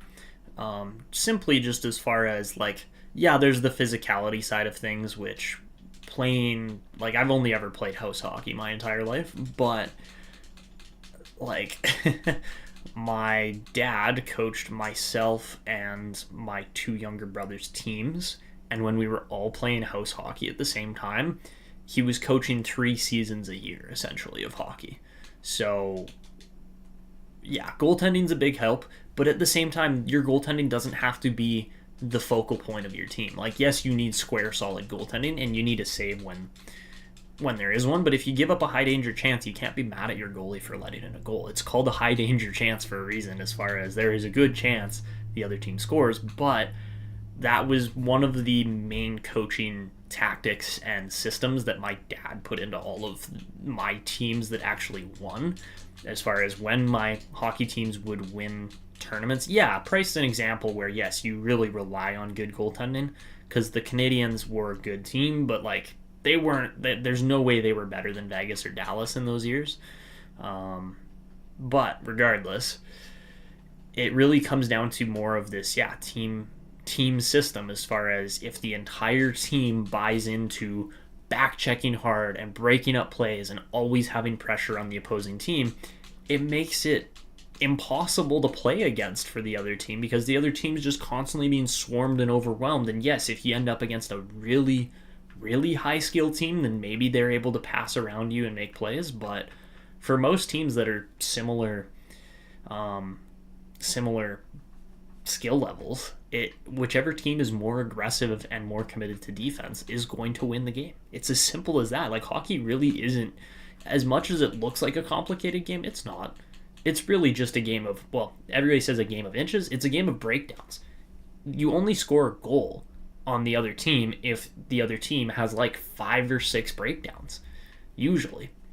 And if at any point one of those breakdowns doesn't happen, no goal. Doesn't happen. Simple as that. Like, it is a very systematic and simple game if you look at it from that perspective. So anyways, we're done our round 2 now. It is a very fun game as well, yes, because there are so many intricacies and skill levels that come into play. But all right, as we finish up the preseason, let's go take a peek at our team's rating here, because this is going to be interesting for sure. All right, so first things first, we'll start off with the AHL, where Cole Rogers is actually the best player on the team this year. And we are in year 9 now, which is crazy. It doesn't feel like we've played almost 10 seasons worth of this draft glory, but we have now on Livestream 10. So here we go. We have got, you guys can't see it over my face cam, excuse me. Boop, there we go. All right, 62 offense, 71 defense, and 64 goaltending. And somehow this team is still actually going to play really well. Don't ask me how, but they will. they just will. Simple as that. Wow, that does not line up at all. My AHL versus NHL spreadsheet distances along the side are so inaccurate. Or not so inaccurate, but just so different as far as how the gap works. All right, and then we will go to the NHL, where I'm probably just going to have to pop my face cam off again right away. But let's get to it. And this is what I'm actually interested in, is how good is this team going to be this year? Because we haven't really seen a Growlers team that's looked this good up to this point. And what team should you do for your new franchise mode? How about Minnesota? I did Minnesota, 2 years ago now? Minnesota's a fun one because they have some good prospects. They have a really good player in Kirill. They have Brock Faber now, too, which is like, you could build around those guys for sure. But also, they need more pieces, obviously. Like, they are not a train wreck of a team, but they are just a team that's still progressing towards where they could be. And they missed the playoffs this year, right? But, like, Jesper Wallsted's a great goalie. Who else do they have? They've got a few other good prospects, too. Marco Rossi is going to be a fun one, but yeah, go for Minnesota. Minnesota's always a fun one. It's state of hockey, obviously, right? So, okay, and then this year for the NHL, of course, my face cam covers it again, so let's just Boop. There we go. All right, 94 offense, 92 defense, and 82 goaltending is possibly, very possibly, the best Growlers team we have ever rostered at this point. Let me see. Just compare these to other years. Yeah, this is easily the best Growlers team we've ever had. It's like the second best, third best offense we've ever had. It's the best defense without a doubt, and it's like the second best goaltending. So yeah, this team is poised for probably our biggest year yet, and we'll have to wait and see how, all the cards fall and everything. But yeah, it's going to be a fun one this year. You guys can see DuPont there as the alternate captain, and what is tied 3 ways for the highest rated player on our team. But let's get to it. So here we go, guys. I wouldn't be surprised at the same time as far as, yes, we are trying to win this year. There's no doubt about it. But I wouldn't be surprised if we just somehow lose a whole bunch still with a decent team here. So here we go. Let's get to it. Month number 1, October, and we start off with a 1-0 loss and a 4-1 loss. Oh my god. Okay, well, it's just because we're trying to win, right? We're trying to win, so we lose every single game. Oh my lord. Okay, well, at least we're scouting the draft class still. At least we weren't like, screw it, we don't need to scout this year, we're gonna win. No, it's probably a good thing that we're still scouting, so... yeah, right now we're in the bottom 5, for sure. We haven't won a game yet. There we go, we finally beat the Rangers 7-2, but we are a 1-4 start, which is about as bad as he possibly could have started, so... We're just pulling an Edmonton Oilers, that's all I'm going to say. We're just pulling a 2022 Edmonton Oilers. Where did Harrison Georges just go? Oh, he's there. Okay, that's fine. That works for me. And yeah, yeesh, what a surprisingly bad start for this team. And we lose again. All right, and we lose Hugo Fucale. Fortunately, we get Jurkirka back, but man, oh man, what an atrocious start. Like, it's just as simple as it is. It's just been atrocious. Ooh, okay. And, okay, what's going on? Why are we getting a Brock Caulfield trade offer? That would be why. It's because I have my trade block on. We don't need the trade block on. Go away, please. Thank you. All right.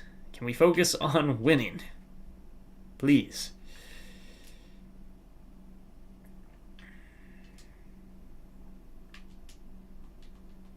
Oh, Castles has just been thrown in somewhere else. Yes, he has. Great. Okay, well, let's go like that. And... yeesh. Yeesh, yeesh, yeesh. What a bad start. I got nothing else besides that. Just what a bad start. And Van den Busch is out right now, so we will make a change on that.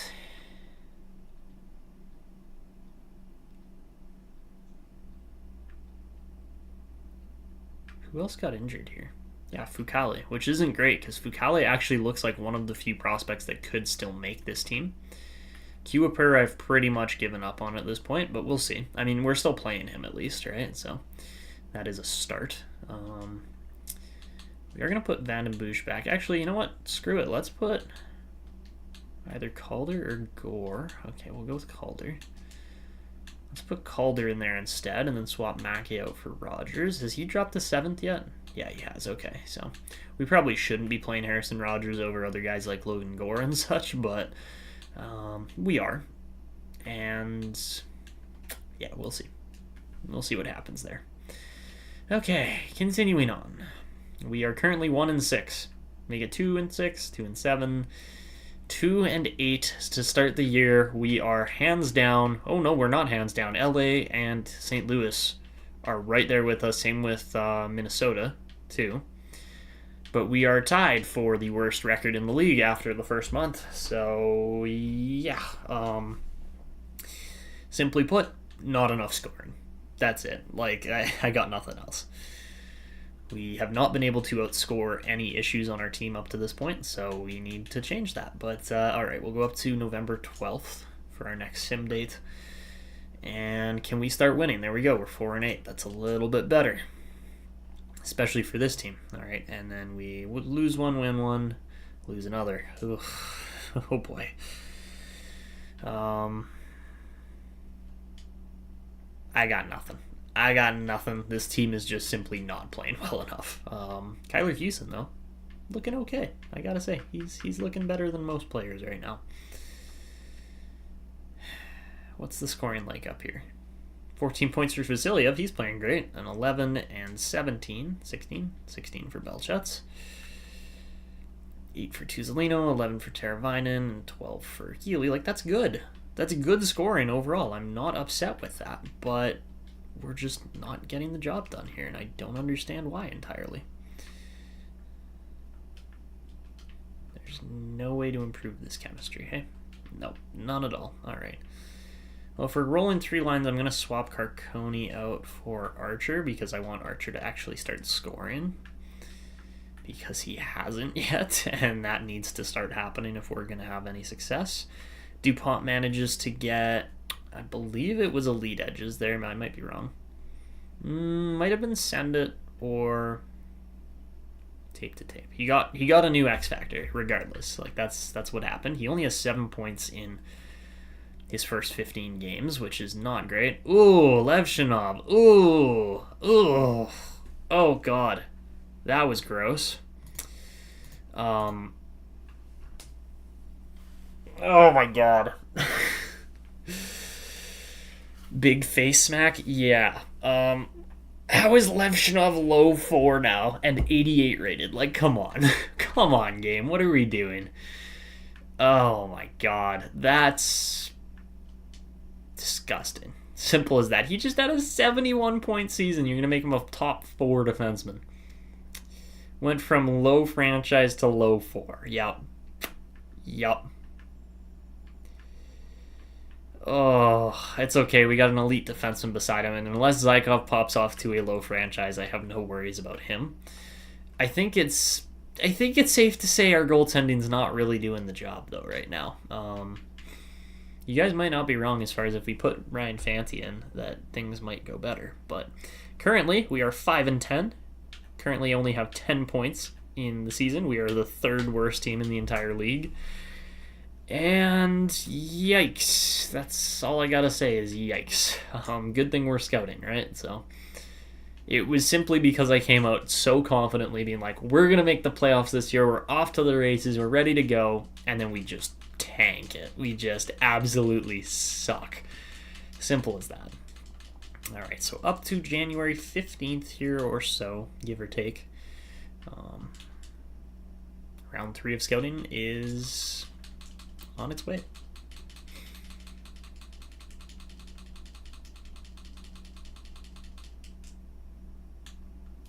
That is genuinely one of the worst potential drop-offs I've seen over the span of a few weeks. Like, that's so bad.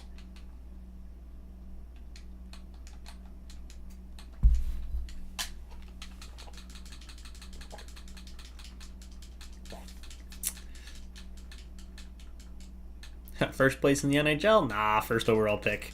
Thank you, Gary. That's the Gary gods talking there. Yep, exactly. Holy moly, what a what an atrocious stretch for the Growlers here. Our captain drops from a franchise potential to a top 4 potential. Peaceful, it's everybody. It's not just you. Well, hold on. He might shut off your power if you keep the slander going. Oh man. But yeah, that was probably our worst stretch of play I've seen from this team, at least since we put a team together that looked like it was going to be okay. Since we did that, things have gone downhill drastically. So the next step after this, I would say, is probably hiring a new coach. Damian Corso just simply has not gotten the job done for us here, at least to start the year.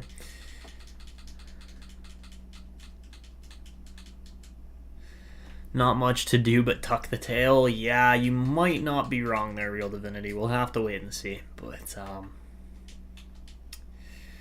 we'll have to wait and see. That's all I can say. Like, this team might turn it around.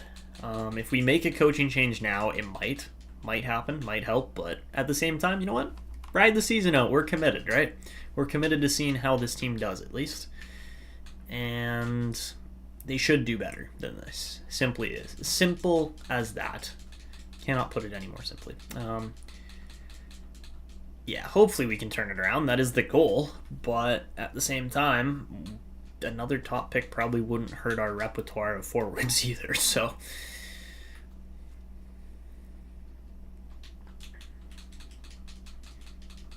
also, I am interested in this draft class as far as, are we going to finally see some decent draft steals this year, or is it just going to be another first-round schmozzle like we saw last year, where there was just all the best players in the draft were within the first round, pretty much. Like, that's probably what we're going to see again, if I'm being honest, but you never know. You never know. So, we're going to have way too much scouting done in the queue, again, which is okay. That is how it is. Yeah, I would agree. We do probably need another center still. Our centers don't look bad. The only problem is that Teravainen can't really skate. Yeah, you're probably right there, Peaceful. There's a very good chance of that it's going to be, yeah, we land a top pick, and then it's like, nope, psych, this guy is, the next best center is ranked 20th, and he's a medium 9 potential. Yeah, you're probably right. You're probably right, unfortunately, which, at that point, we just draft a winger and play him at center. Like, just pull a Jamie Benn move, essentially. Just be like, oh, you're a power forward winger? No, you're not. You're not a winger anymore. You're going to play center because you have 80-plus faceoffs. That's a play. That is a play, potentially, for us, but we'll have to wait and see. Obviously, last year, if we could have gotten, what's his name, Bedrich Habas, and we had been bad, then, yeah, that probably could have been the play. But, you know what? It is what it is. We'll figure it out.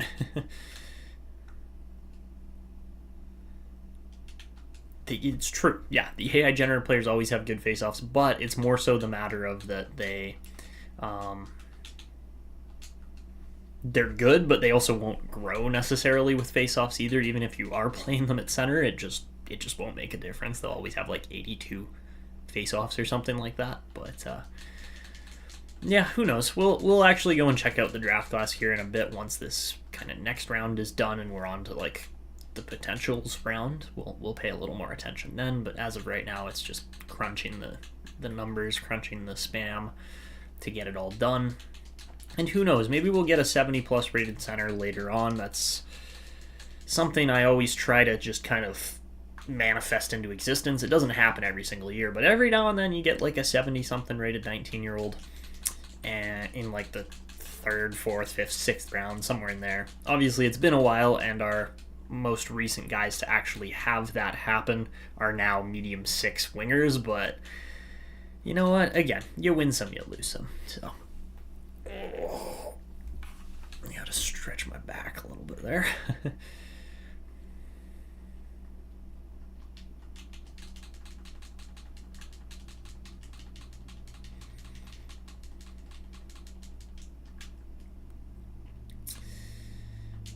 A lot of WHL guys that just are kind of like, not kind of mid, but there's just a lot of WHL guys this year yet again.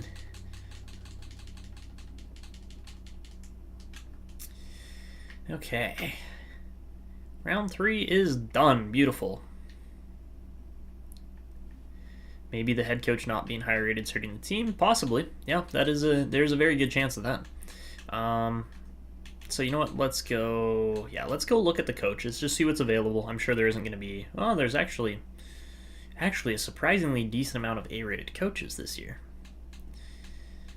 So something to consider. This guy has a 71 scheme fit. That's actually really good. I know it's not perfect on the defensive end. This guy's got a 73. Oh boy. Oh my goodness. We can't afford them at all. No doubt about that we can't afford those guys. Does he roll 4 lines too? Where did it say that? Oh yes, I see. Right there. 3 versus 4. Yeah. Interesting. Very interesting. This guy's won a cup as well. Oh, he was Edmonton's coach. That makes sense. We would have to probably fire off the majority of our staff just to hire a guy like Nemes. Or how do you say his name? Nemes? Yeah. Nemes, I think is how you say his name. I'm not certain, but pretty sure. The defensive coach, though, also has a 68 rated scheme fit. That's not bad either. But yeah, obviously I would prefer this guy.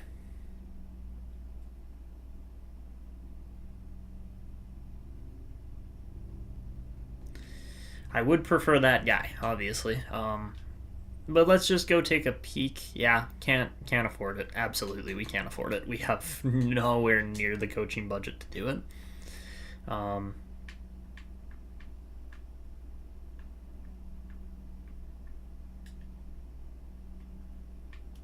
Where is all our money gone? Like, is that really 4 million?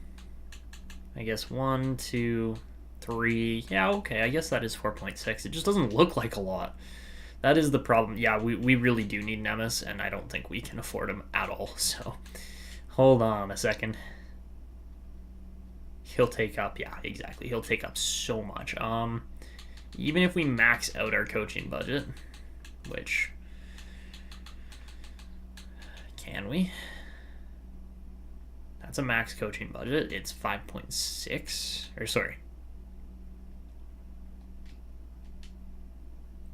Okay, hold on a second. Let's see if we can make this work somehow. I don't think we can, but you never know. That gives us a little bit more money to play with. He's also only 55, which we would have to clear up most of our budget. I would have to clean out all of our coaches pretty much. Is it worth it? Do you guys think it's worth it? Or do we just get another forward for this year and then look to hire a coach in the offseason kind of thing? I'm not sure. Like, I'm really not sure what to do. We are at buyer status. Like, we should be contending. And for whatever reason, we just stink. So, I wonder, what if we go like this and just flip our coaches around? Throw a generalist in as the head coach for now. How is his system fit? 58. That's so bad.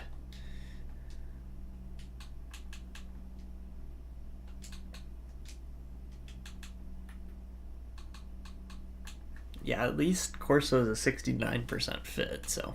But he's also getting older. He's 63 now, so at some point we're going to have to hire a new coach anyways. And he has not been good, at least as far as, yeah, he won the Jack Adams last year, but what do you guys think? What are you guys thinking? Do we just send it as far as keep the same coaching staff for now, let it ride out, and if it gets even worse, then maybe we make the change, or what? Because like we're gonna be looking probably at winger here.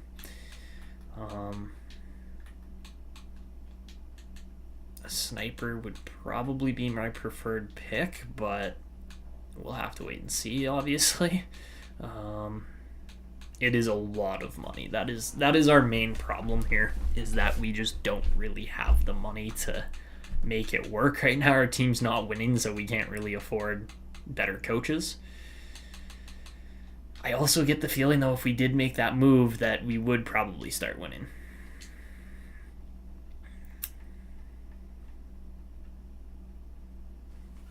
Hold on, let me do some simple addition here.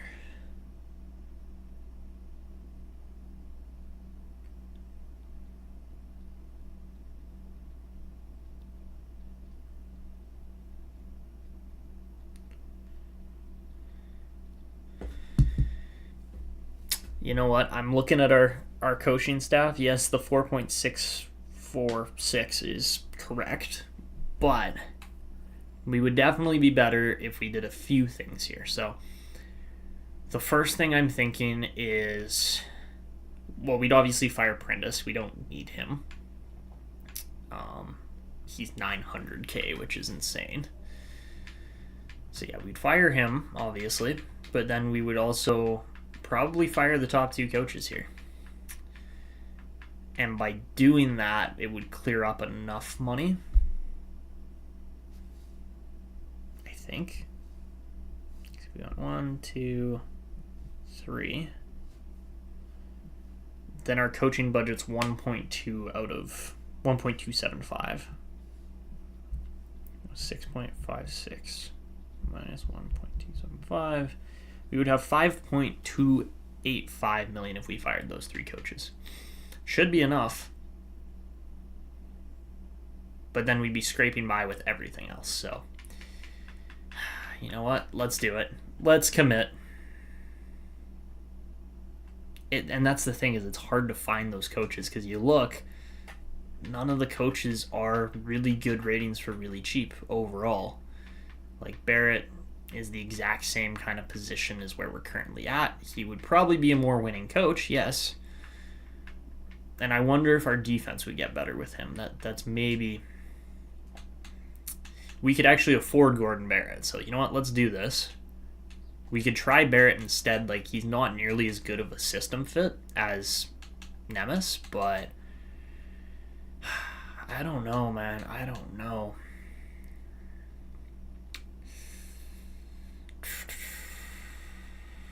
I really like Nemes as a coach, but like he literally is the perfect coach for our team. Whereas Barrett's good, like we'd probably have better team defense. But is that really what we want, or do we want a coach that's going to just all around kind of make us better like Nemes? Like he's so good. You know what? I'm going to commit to it. We're going to send Khalil Nemes a contract offer, at least. We're not going to get him guaranteed, but we're going to try. So first things first, we're going to fire Ludeman. We're also going to fire Prendis, of course. And then we will fire Corso. So we're going to go boom, boom, boom, get rid of all of these guys because we started off 5-10. And yes, obviously... Oh, you won't let me fire Prendis. Oh, boy. Okay, so... Well, yeah, obviously we need a head coach slot. And we need to put him as, like, associate coach for now. Okay, now we can go and hire staff. Because this got very messy very quickly. We're offering $5 million for 4 years, so that'll obviously be the main coaching offer. But we're also gonna go like way down and hire a coach, just kind of like not out of position necessarily. Like $600K is so expensive. Come on. We just simply need to hire another coach, and then we can fire off, what's his name? So then that way we can fire off Prendis here, because we're not going to get the contract to go through while Prendis is still there. So, all right. The team's going to look like an absolute mess for a minute here. But yeah, we'll advance a couple days. Advance through the New Jersey game here, and we're just not even going to worry about that yet. Obviously, we don't have enough budget to sign him yet. Okay, Puros, buddy, you gotta work for me here. Somebody's gotta work for me. We gotta hire some staff that actually...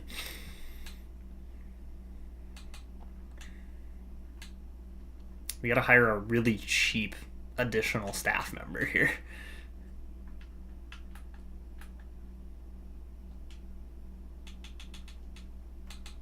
That we're probably just gonna fire again. Are those both goalies? No, there's a generalist and a forward. Okay. We're throwing these contracts down simply for the fact that we need a little bit of wiggle room to play around with coaches here. So once we do that, then this will all start to improve. I feel like it'll be a good year for rookies. Of course it will. Of course it will. Okay, coaches. Hello. Okay, so we got one coach. Obviously, the other spot's filled. That's fine. You ready for this horror show, guys? Oh, you know what? It's actually not that bad. I thought that was going to look way worse than it does, but you know what? I bet you the defense is just horrible. Yeah, it's only ones. Okay, it's not the absolute worst we've ever seen, but okay, let's just back off for a minute. Oh my lord, the amount of injuries and roster moves and stuff that we have to do while I'm trying to make a coaching change mid-season. is not going great if I'm being completely honest. So now we're gonna go like this. We're gonna go Prindis, you're out of a job. I apologize. And then we're gonna put this guy as the assistant for now. We'll back out. We'll go back to hire staff. And we still don't have enough money for Nemitz. Where's this extra 900K gone? Like, this is crazy. Can we get him for $4 million? Offer him an additional year? Please? I know it's not going to work. But where is all this extra money going?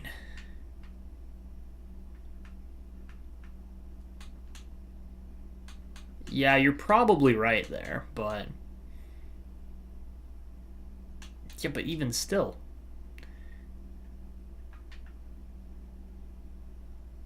The scouts take up their own budget. They have $3 million there, no? Like, versus this 2 point something is better. Alright,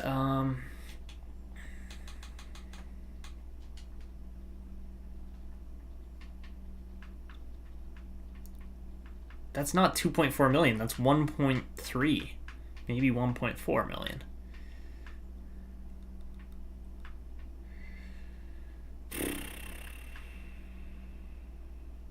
I honestly might have to go out and hire another coach that's just really bad.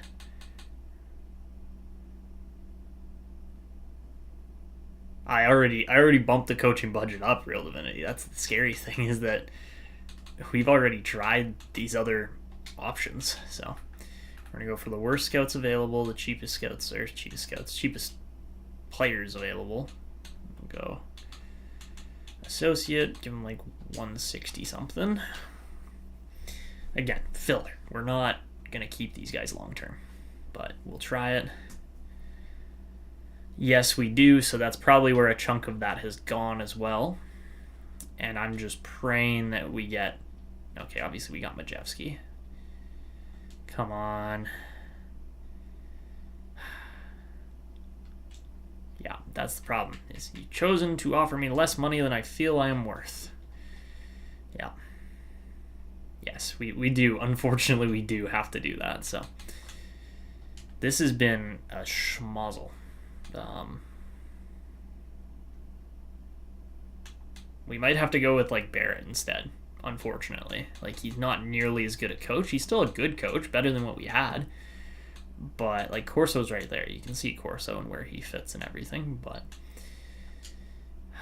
we don't even have $4 million now, so that's where the final firing is gonna play into this. So we're gonna have to fire one more coach. Yeah, it would be nice if that happened, but yeah, this is where we're going to fire Machovsky to try and clear up a little bit more. We have to pay out $164K. Okay. Do it. As much as I don't want to, we'll do it. And then we will make this guy our head coach for now, interim, obviously. And we'll go back to hire, and we should have enough money with that extra $500K we cleared up to be close at least. Come on, you have to take it for like 4.3.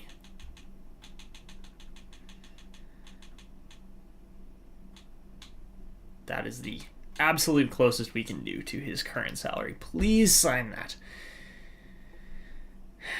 Yeah, you're right. Peaceful. He's still gonna say no, probably. That would be my bet. I wonder, do we have a setting on coach budget or coach negotiations that we can mess around with? I don't think we do. Head coach firing, I think, is the only setting that we can mess around with to get this to work. Yeah. Tough. Oh, that's tough. We're gonna have to end up going with that defensive coach, unfortunately. If we need, we can break Nemes's kneecaps if we can. Yeah, it's only if we can catch him. But okay, come on. Come on, Khalil. You got to sign. We need you as the coach here to turn things around. Oh, my God. You're so selfish. Oh, no. All right. Well, that was our final option. We've literally maxed out the coaching budget. We can't put any more money into it. Quite literally. Alright, well, that sucks, so...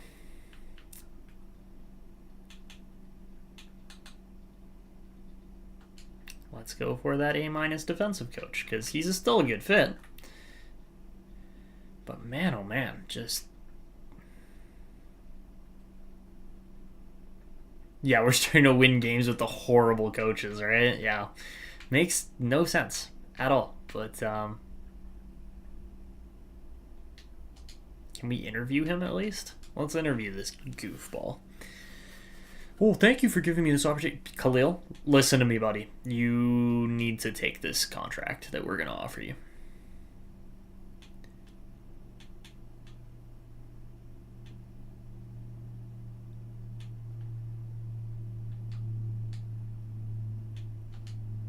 How important is it to you at the end of the day?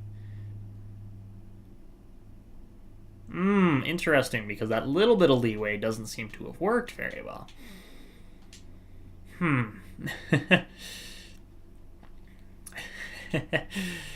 Alright, what else? Market, organization. This isn't something I want to see.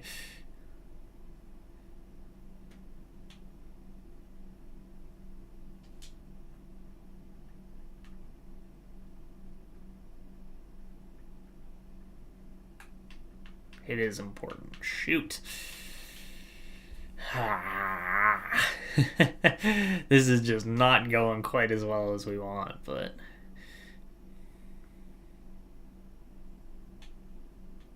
we know what type of fans he prefers. It's typical.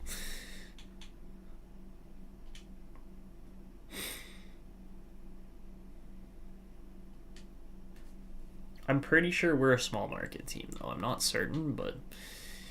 I think that's why he's not signing more than anything else, so...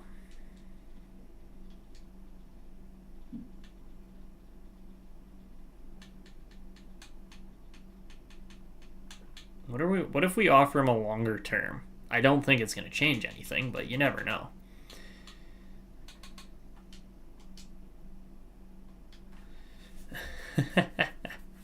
Oh, man. Okay, well, we'll give that one more try. Yeah, somehow we've actually won a little bit more with the really bad coaches. Yeah, what? Like, we won another game. What's going on? Hold on. Oh, sure. So now you're going to play it off as there's too many years on there. Yeah, okay. We'll give one more try here, I think, but...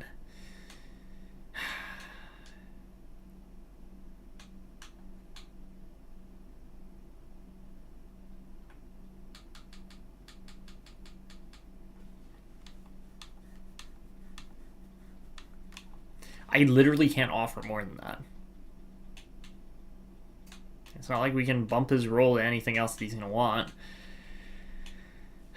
Let's try 3 years. I don't think the shorter term is going to change anything either, so we're probably going to go...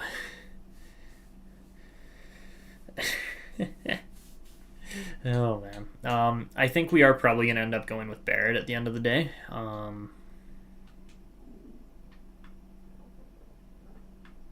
Yeah, we're going to have to. Like, more than likely, we're going to have to go with Barrett.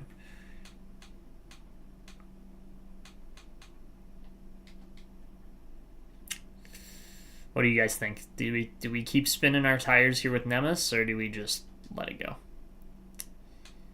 Ooh, we lose Weston Holloway. That's not great. Well, at least we lost that game 5-0, but...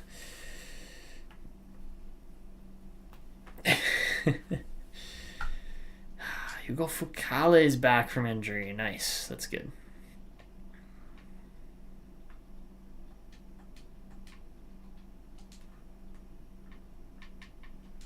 Fukale actually looks good. All good, peaceful. Yeah, I literally just don't know what else to do with this. Also, how is Sylvain Velaquette leading our AHL team right now? Hold on. Like, what is going on there?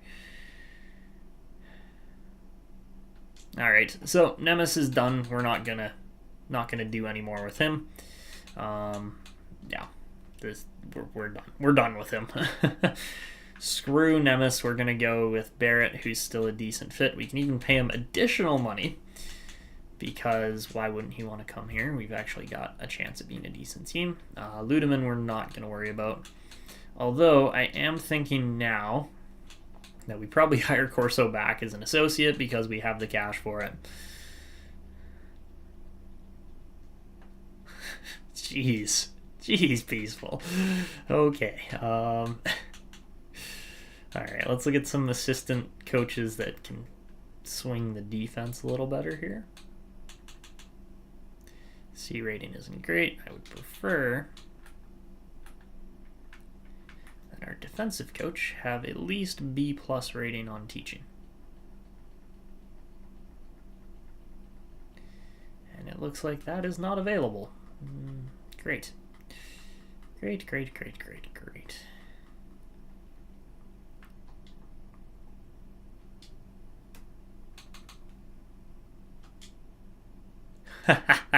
Yeah, well, I mean, you didn't really say anything bad, but that is funny.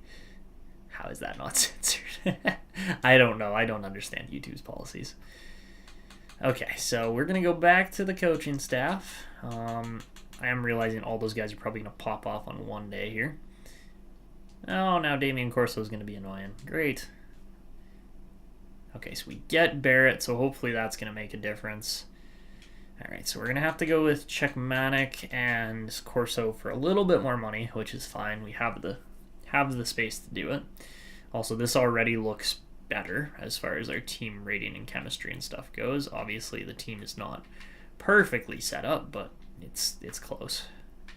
And then putting Holloway back in is going to help, obviously. So, okay, Weston Holloway. That should be a +3. I don't know how that's not a +3.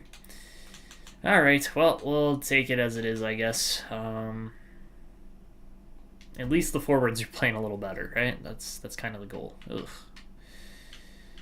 We are still bottom 5 in the league, give or take. Okay, so with coaching staff, we will move Majeski down to like the AHL assistant coach or associate coach or whatever you want to call it. And then we'll go and hire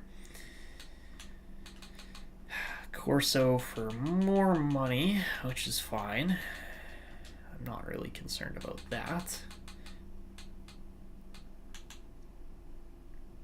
And you see what I would actually like to do is get a defensive coach that has a rated teaching, give or take. So we will go with Piros, but you guys are going to see how I'm going to spread this staffing out a little bit better to make it work. So we'll make this guy the NHL goalie. I can't do that. It's got to be assistant. Okay, so we'll do that for now. We'll get Corso. We'll wait.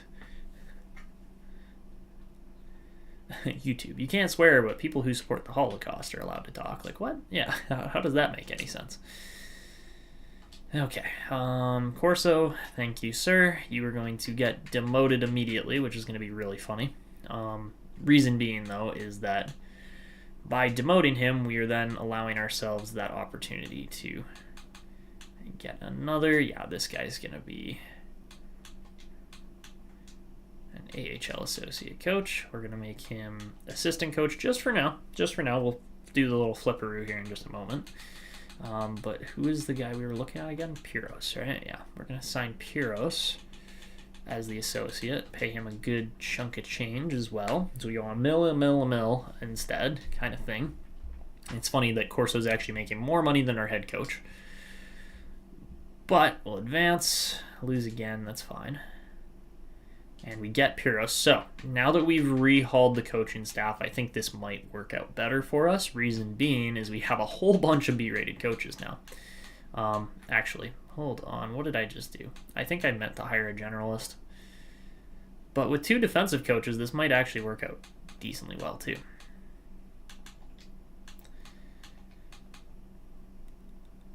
Huh. Okay. Well, we could rearrange it. Like, we could reshuffle it like this. So we keep Corso as the head coach, but then we have Piros and what's his name? Barrett, or yeah, Piros and Barrett as the other coaches. And then we make him the, nope, that's wrong. Like that.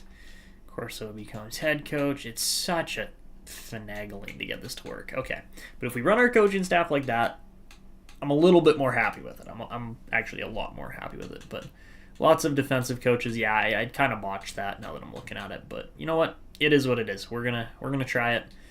We're gonna keep the chemistry the same as far as we will keep Corso as the head coach, but we have that additional supporting staff now for the defensive coaches. So hopefully our defense is gonna get better from that. And yeah, it's the same chemistry, obviously, but with our defense being this good, it should be better. We'll run another 10 games if we have to flip the coaching staff roles. That's fine. But yeah, we'll go up to end of December, I guess. And if we're still doing well. Go figure, Ben, right? That's always how it goes. You're like, oh, my team should be bad. Nope, you're just immediately good all of a sudden. Ooh, Ryan Fanti gets injured. All right, that's not great. But as we continue on, look at that. We win a few games just like that. Kind of funny how that works, right? We have multiple players ready to be dressed on Halifax, so we should probably make a change there. Who's going in? Ryan Fanti's the main one, obviously. Also, how has he played up to this point? 11 out of 19, 909, beautiful. 7 out of 10 for Sawyer Saunders, that's sick. All right, and then the defense is questionable at best. Woo. Yeah, but out of all seriousness, we should probably play Cole Rogers a little bit more. He's getting, 19 minutes of ice time a game? That's not great. Whereas some of these other guys are getting a lot more, which doesn't entirely make sense either. I'm going to throw Gore in over Stamkos at this point too, because we might as well. Gives us better opportunity for growth. And that's about it for the changes we're going to do for now. Hugo Fucale is growing quite nicely in Halifax here. I'm very impressed with how he's done.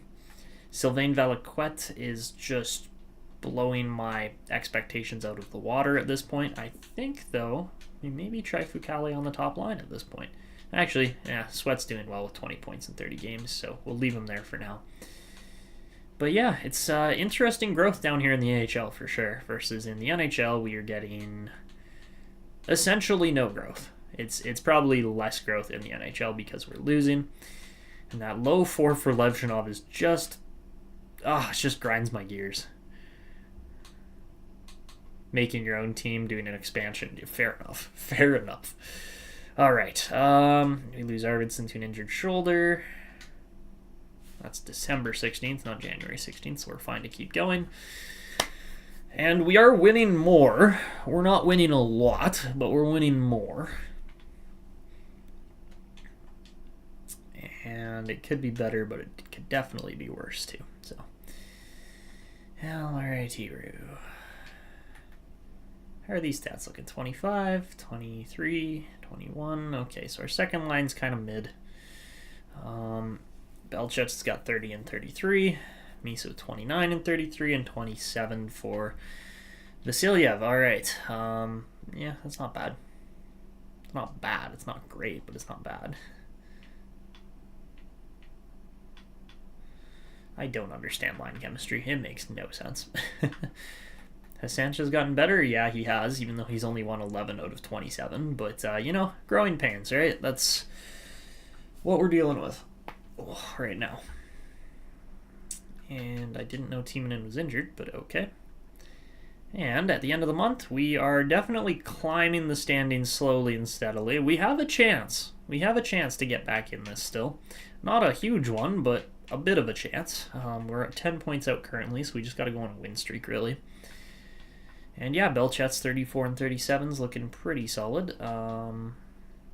Apart from that, nothing else too exciting, really. We are actually not that far off from being the worst team still, but let's see. Let's see where we currently place. The Montreal Canadiens are the best team in the league. We are currently just outside the bottom. What is that? 2, 4, 6, 8, 9, 10. Yeah, we're the 11th worst team right now, so take that as you will. I am not particularly worried about where we currently are, but the coaching changes should definitely make some impact as well. And looks like Packard's the only player that's really in there from last year.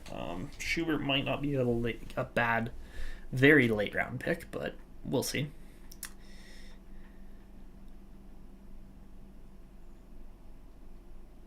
In the expansion, yeah, that's a good idea. Yep. Okay, we're up to January 1st. We got to do a little bit more scouting, or a little bit more simulation, and then we get to the scouting. But yeah, we'll go up to the 16th here and see how the hockey gods treat us, and we lose Harrison Georges immediately. And then we lose Andy Healy right after. But, oh my god, we're just getting injury prone here. This is great. This is great. Oh, Igor Zambula's playing center. Jeez. That's not good. That is very not good. Ooh. Ooh. I do not like that. Okay, well, we should probably be losing games here, and somehow we're winning with... Oh my god, how does this make any sense? I'm sorry, like, what? We're only 4 points out of a playoff spot now with that record, 21, 20, and 4. Okay. This is for sure one of the most Jekyll and Hyde interesting seasons that we've had up to this point. I cannot think of another season that was anything like this, really. Now we bring up Fanti and play him for the rest of the season. We could.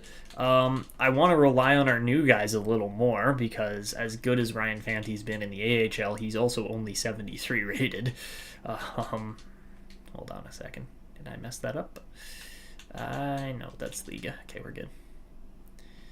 But yeah, no, I want to rely on our other guys a little more. As much as I know the Fanti storyline is still present in everybody's minds, I don't think we can do that to our other guys.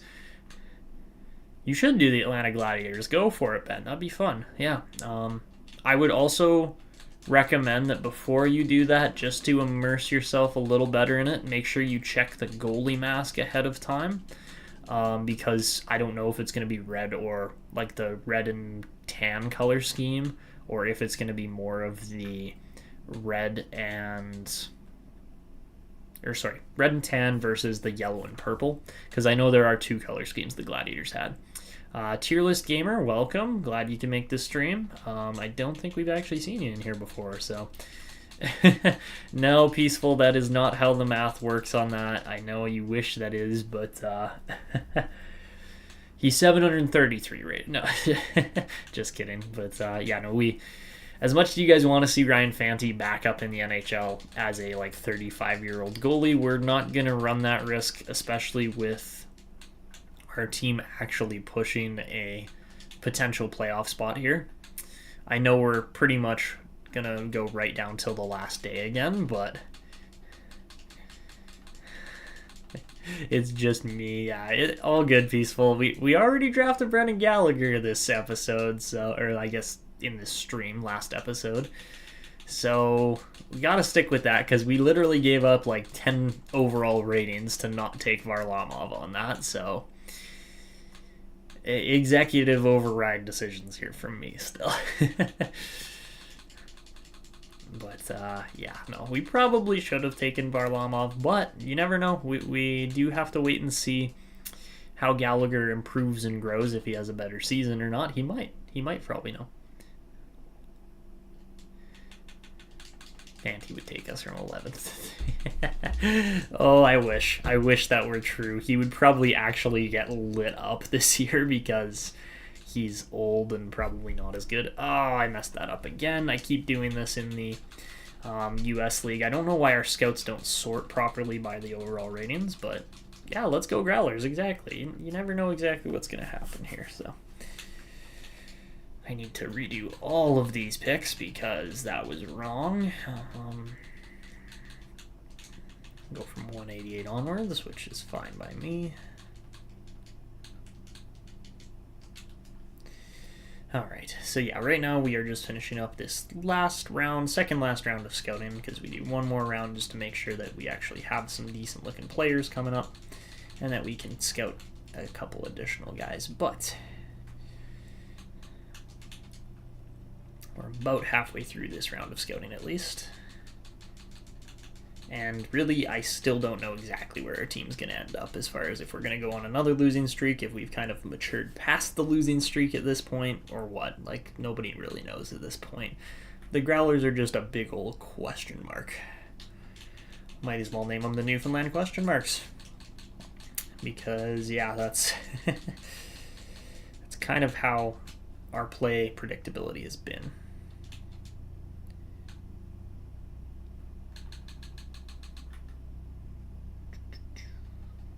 Way past this. Okay, and not bad. Get a lot of Q players scouted. Was that a negative? Yeah, that was a C-, a negative rating scout. No, that's not the right term. McArdle. That's actually a great name. Jamal McArdle. Some of these names, man. Some of these names just get me. Ooh, that was way too far. All right.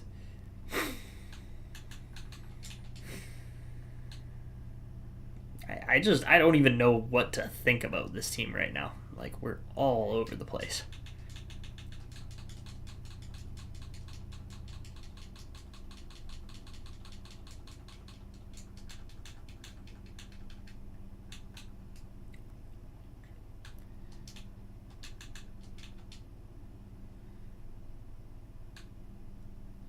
What's CVR? I am not understanding that.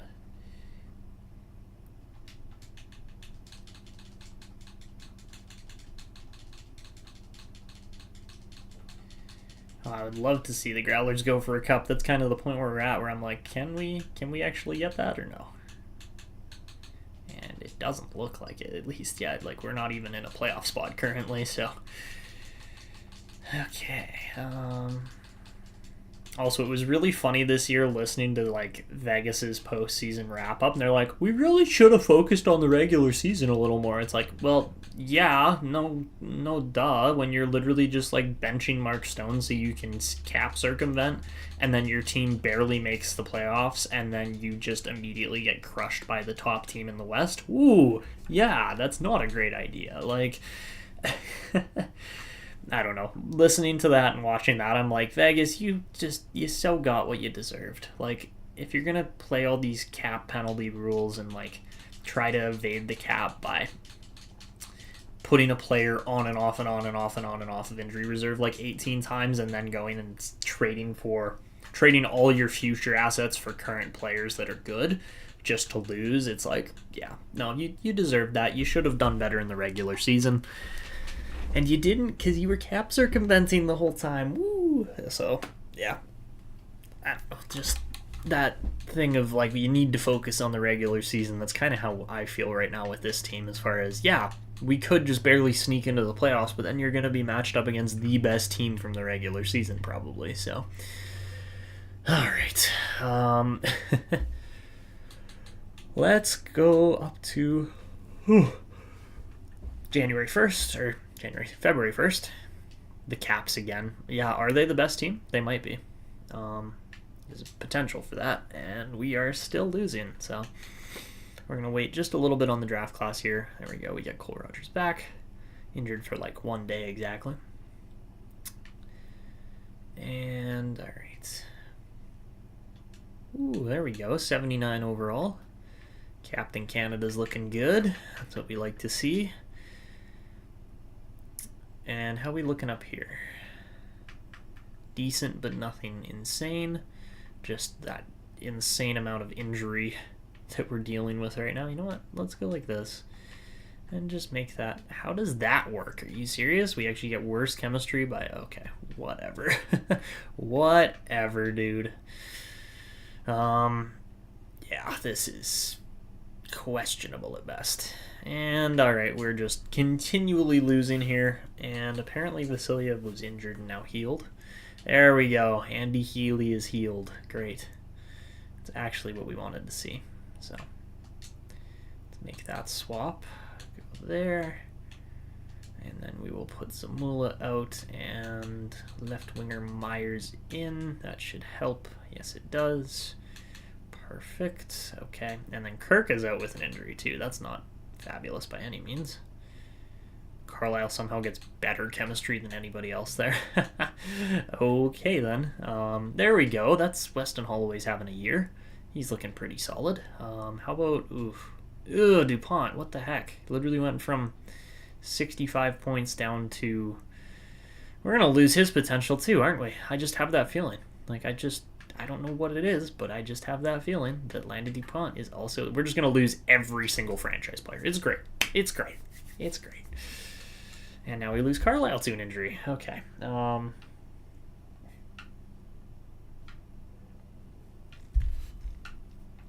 It's the Canadiens this year for the best team in the league, but it is close, man. Holy. Okay. How are we looking? 47 points in 50 games for Belchets, and everybody else is playing worse. All right. I think it is time. Holloway is stealing their potentials. How does that work? What do you mean Holloway's... Oh, like on defense. Yeah. I mean, hey, if Holloway jumps to a franchise, I'm not going to complain, but he's also not...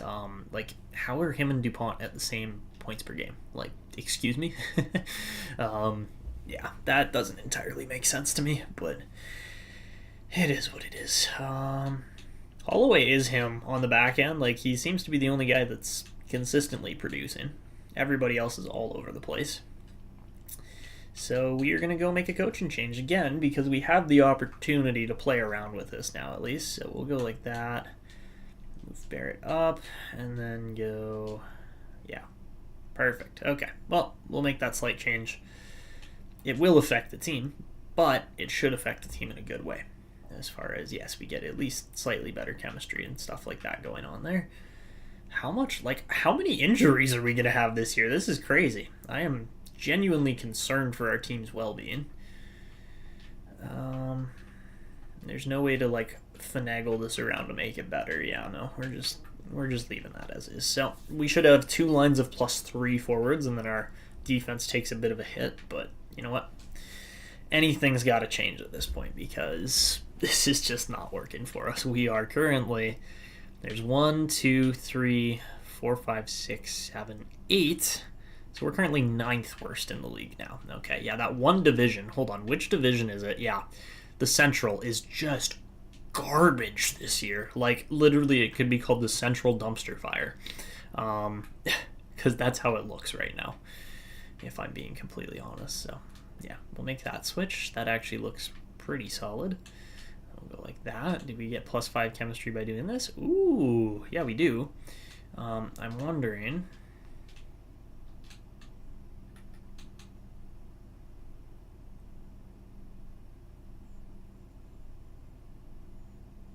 Got Gretzky and Draisaitl, but no McDavid.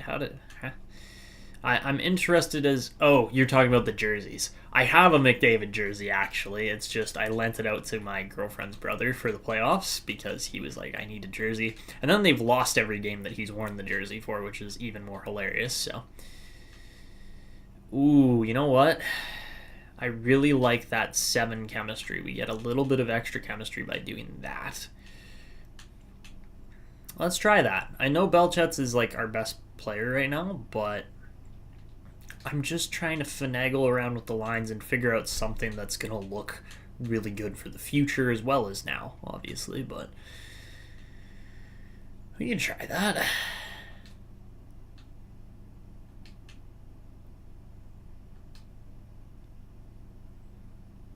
The Himsa. I mean, it works. It hasn't really stuck yet, but, Michael Misa has been very good.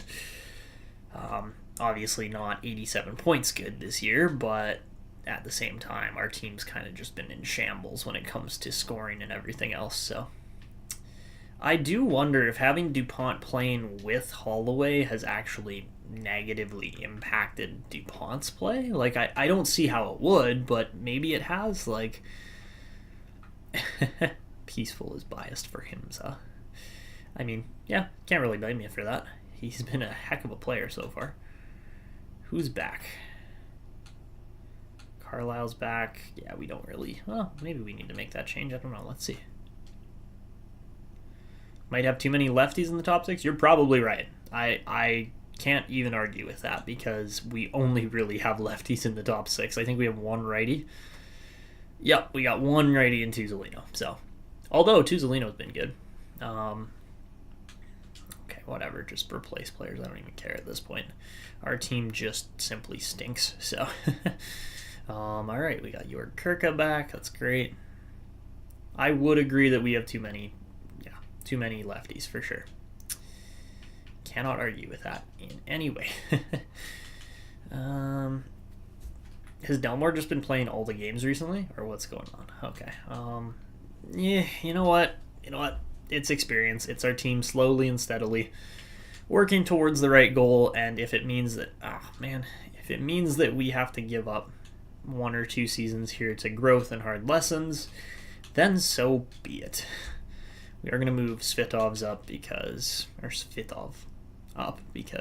he's the highest rated goalie and he's not playing in the AHL right now. Also, I'm pretty certain Teravainen got magnetic, which he did not have before, although he just refuses to grow past 86 overall, which is what it is, but we'll take it. And yeah, what is going on with the simulation right now? This is wild. Okay, well, let's go up to, I guess, the Minnesota game for now. And we lose Kari Teravainen again. Wolf Slayer's just being slayed right now. This is hard to watch for sure. And we are dead last in our division yet again. Woo. How is LA still bad? Literally, yeah, I don't get it. I don't know, Peaceful. You tell me. The game just doesn't make sense. Yeah.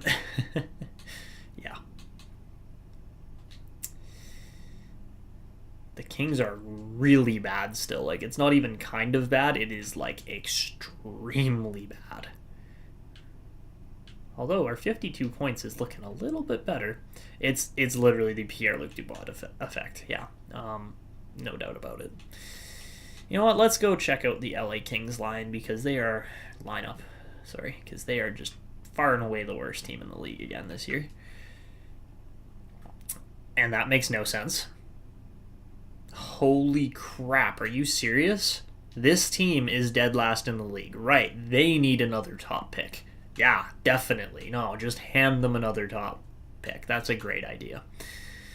Give them, oh my god, how many elite players do they have? They literally have 1, 2, 3, 4, well, pretty much 4. I'm counting Petrov as 4, 5, 6, 7, 8 top players in their team.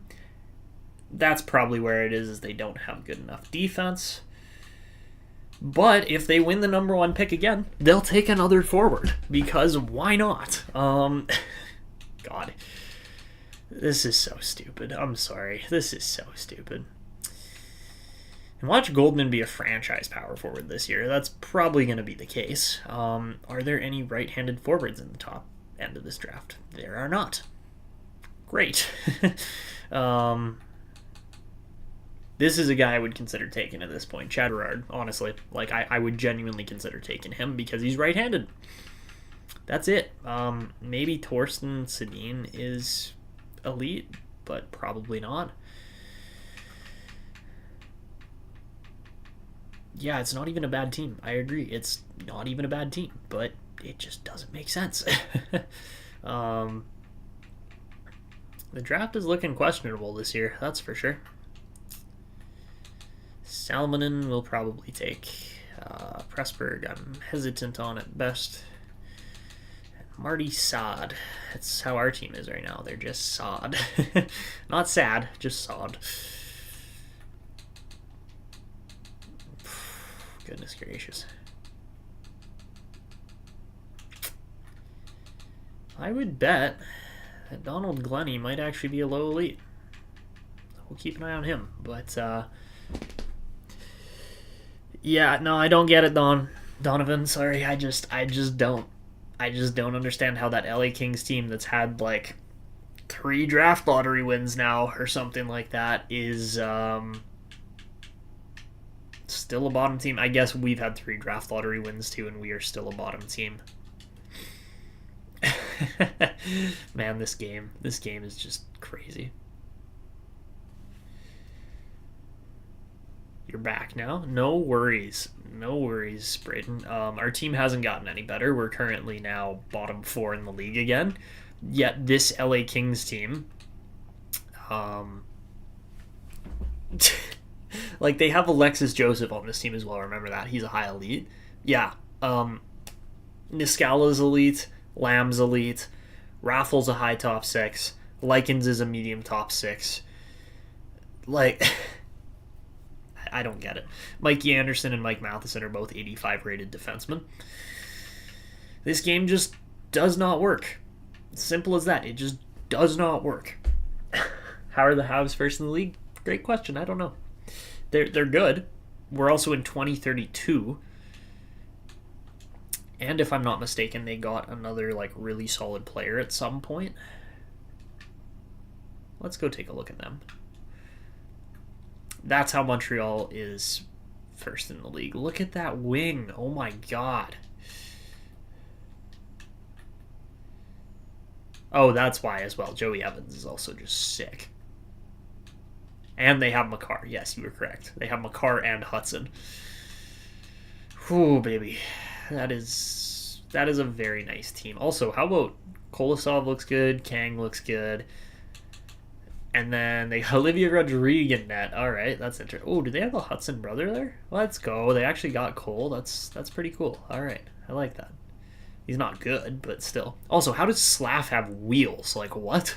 He should very easily have big tipper, make it snappy, anything else besides wheels, essentially.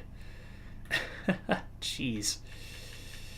Okay, well, whatever you say, game. Oh, they're not. Oh, okay, I see. I was like, how are they not? I'm like, they're a good team. They're a very good team. All right, we're up to the trade deadline here. We're going to just pretty much go straight to the end of the season at this point now. And they should have some strength X factor. Yeah, whether it be bouncer or truculence or something, right? But nope. Okay. Well, really at this point, all we can ask for is a bottom 3 finish and a top 3 pick. That's it. That is literally it. So, all right, Delmore's back. Maybe he can lose us some more games. He's 77 rated now. Jeez. All right, we'll send Svitov back down. And we will throw our backup goalie in if the game ever lets me. There we go. Sanchez is up to an 85, so I'm actually very impressed with where he's sitting currently. He's had a tough year for sure, but we can't really fault him either. The team in front of him's played like crap. Yeah, having those X factors together is unreal. I can agree with that. All right, we sold a total of 17% of our tickets. Oh, something's got to change soon. You doubt top 3 with the Kings? Yeah, exactly. It's really just lottery gods at this point. And, alright, mild concussion for Guiper. That's probably just going to sideline his career even more. Houston's up to 75, though. That's pretty good. And for whatever reason, Georgia's isn't playing either. Okay. That makes even less sense than everything else that's going on right now. Oh man, I don't even know how to react to this team and how we're playing. Like, things just, I look at it, I'm like, what is going on? Literally just what is going on? Like, Sylvain Valaquette has got 51 points and probably leads our entire, oh, not quite, Arvidsson's actually caught him there, but if it wasn't for Sweat and Arvidsson, he'd probably be our highest scoring player. Hugo Foucale is getting there. He's not there yet, but yeah, man, our team's development has just been the dog's breakfast, if I'm being honest. It just doesn't make sense. Ooh, and we lose Saunders too. That's great. Okay. Oh, yes, Millman's not playing. That also makes sense.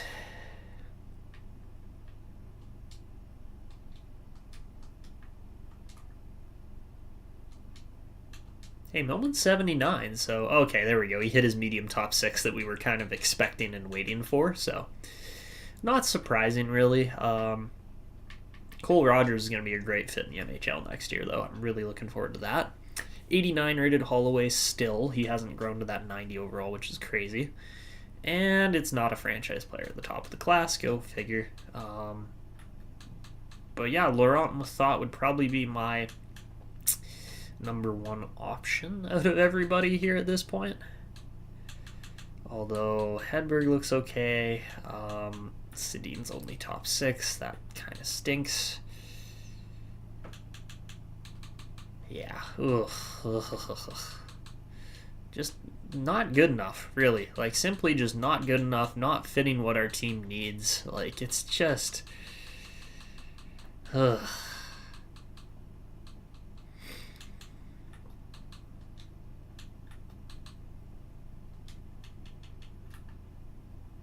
And there's no other elites either. We literally have like 5, 6 elites in here, which is crazy to think about. Like,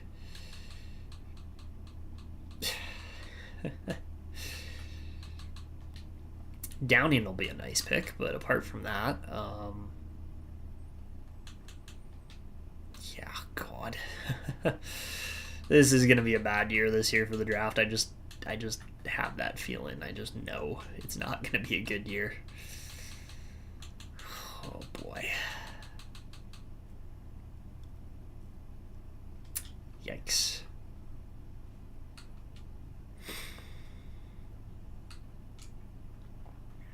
Lose Calder to an injury as well, and alright, well, we're bottom of our division.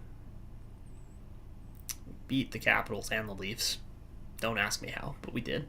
And now we have 69 points, which puts us tied for like 7th last, 6th last. Yeah, it is a trash draft here, honestly. Like, oh, we forgot to do the spinner. We should have done that. That's my bad. I should have clued in on that. But yeah, anyways, it has been a trash draft here this year. What was I going to look at?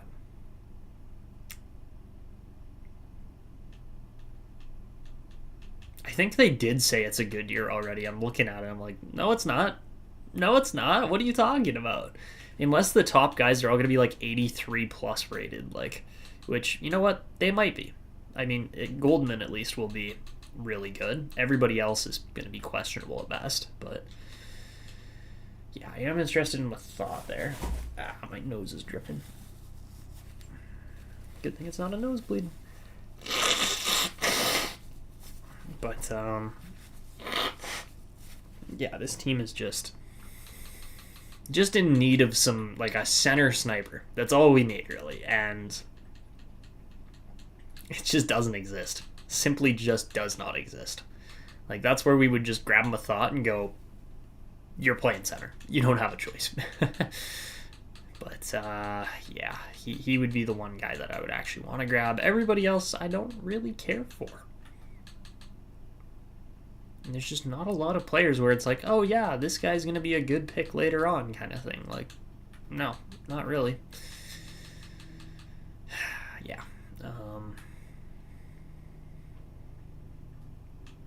Oh yeah, that's what I wanted to check, was the progress reports, because I'm just really hoping certain guys are actually going to grow here. And we're not really seeing a whole lot of growth. Hasn't been bad either necessarily. Järvenen's down to top 9. That makes sense. Kirk is probably going to drop to low 6 fairly soon.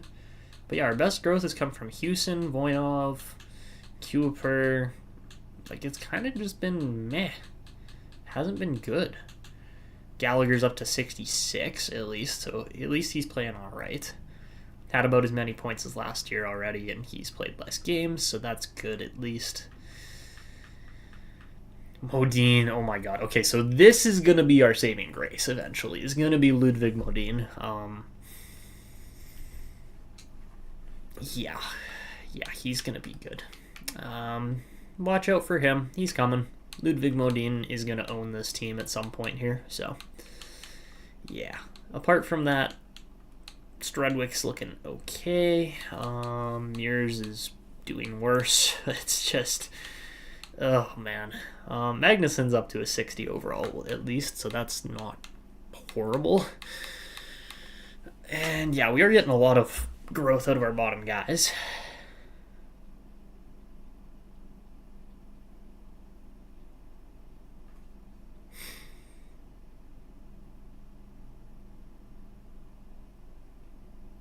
Yeah, this is just, ugh. Mears probably should be in the minors. Yeah, we're just... Actually, how's our minor league team doing? They're good. They're actually really good. So, it's probably because of our B-plus coach down there or whatever we've got. It's like a B-minus coach. So, yeah, that's probably why that's working. But, yeah, let's finish off this season and just utter disappointment probably. We'll keep winning, though, to make sure that we just absolutely botch our lottery odds. That's the other thing we're going to do. So, just keep winning. Win all the games. There we go.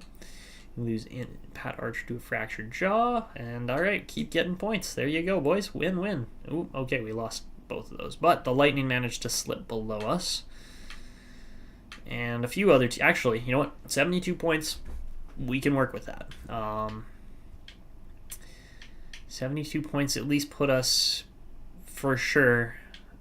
Actually, you know what? The Lightning could still end up ahead of us. There's a chance of that. Okay, let's advance one more day. We should get all the standings in. Perfect. All right, so 72 points. The Lightning managed to lose both of those final games. Meanwhile, only St. Louis, LA, and Tampa Bay are the teams below us, so we will have the fourth best odds in the draft. So I guess that's okay. But yeah, overall, just a really bad year for this team. The Capitals yet again win the President's Trophy. I think they won it last year, if I'm not mistaken. But yeah, we finish 5th last in the league, 29th this year with that 33, 43, and 6 record. And yeah, 4 teams end up below us. You bet? Yeah, I would say that's a good bet. But yeah, we will not be in the playoffs this year after making it last year. All right. We already did the draft, like last draft, so you know what?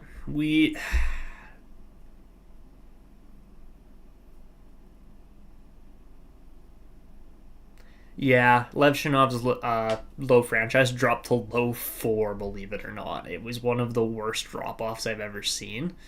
But yeah, let's go look at the stats this year at least, or, well, team standings too.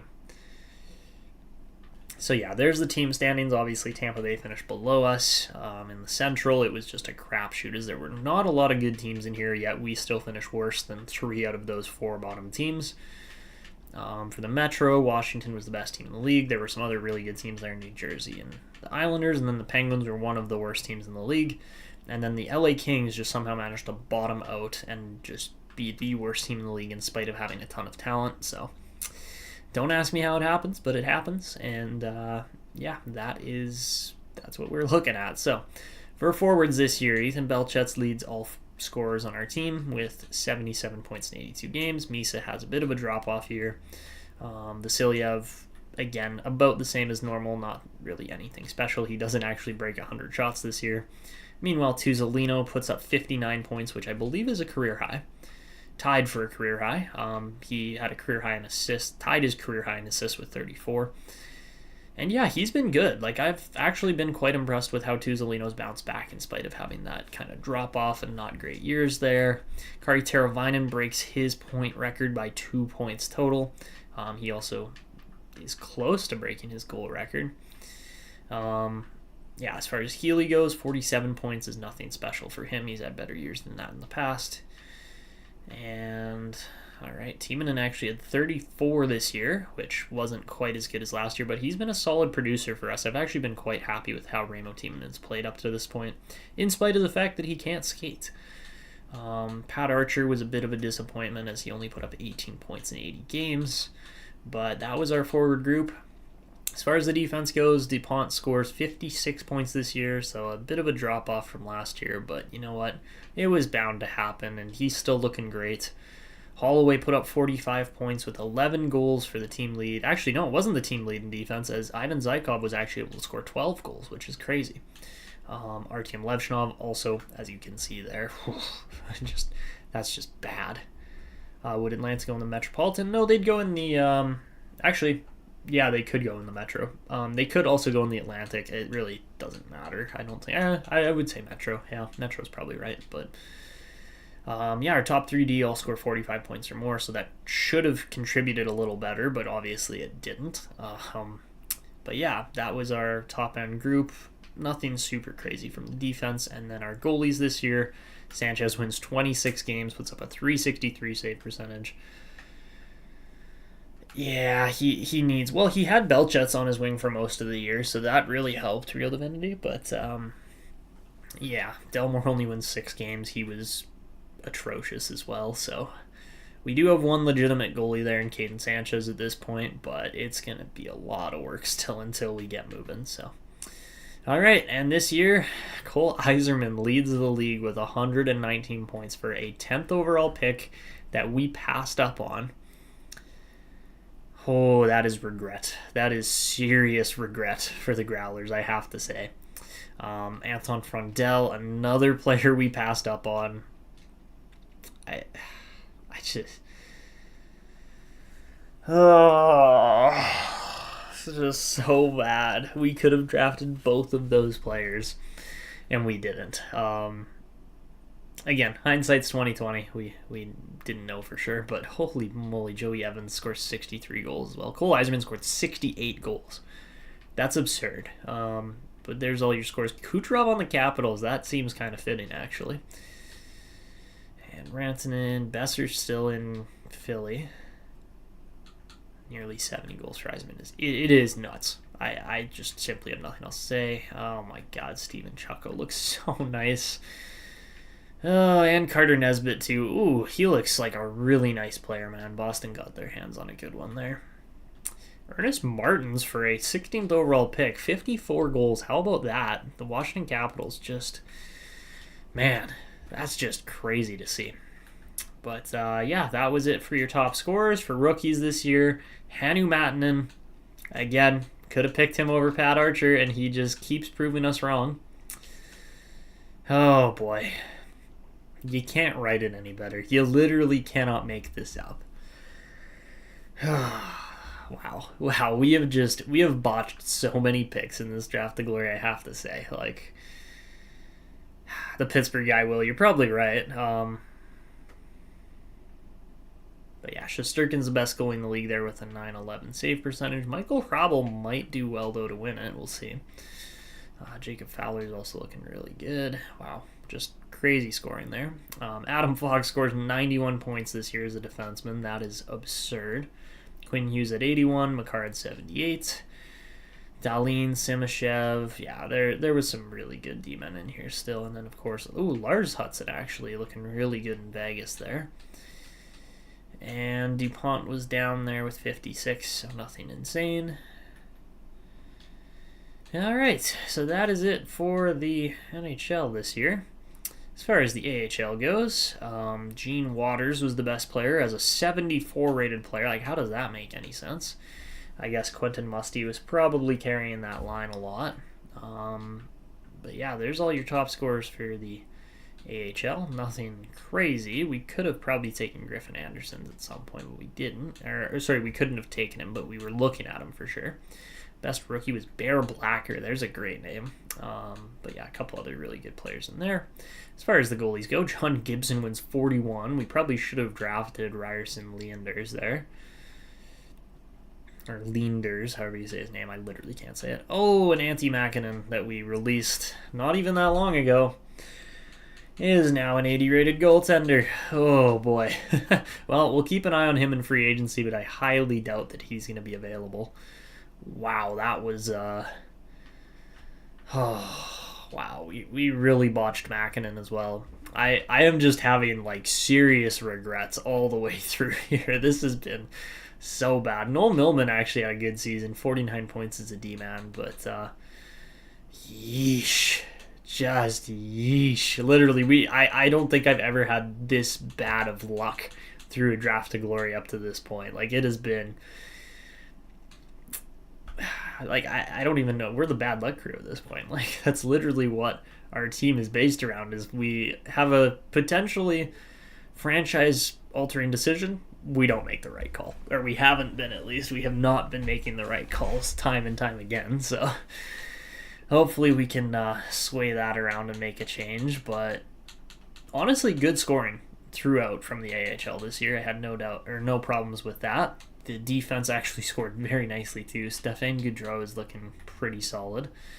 Cole Rogers scored 25 points this year, so can't be upset with that either.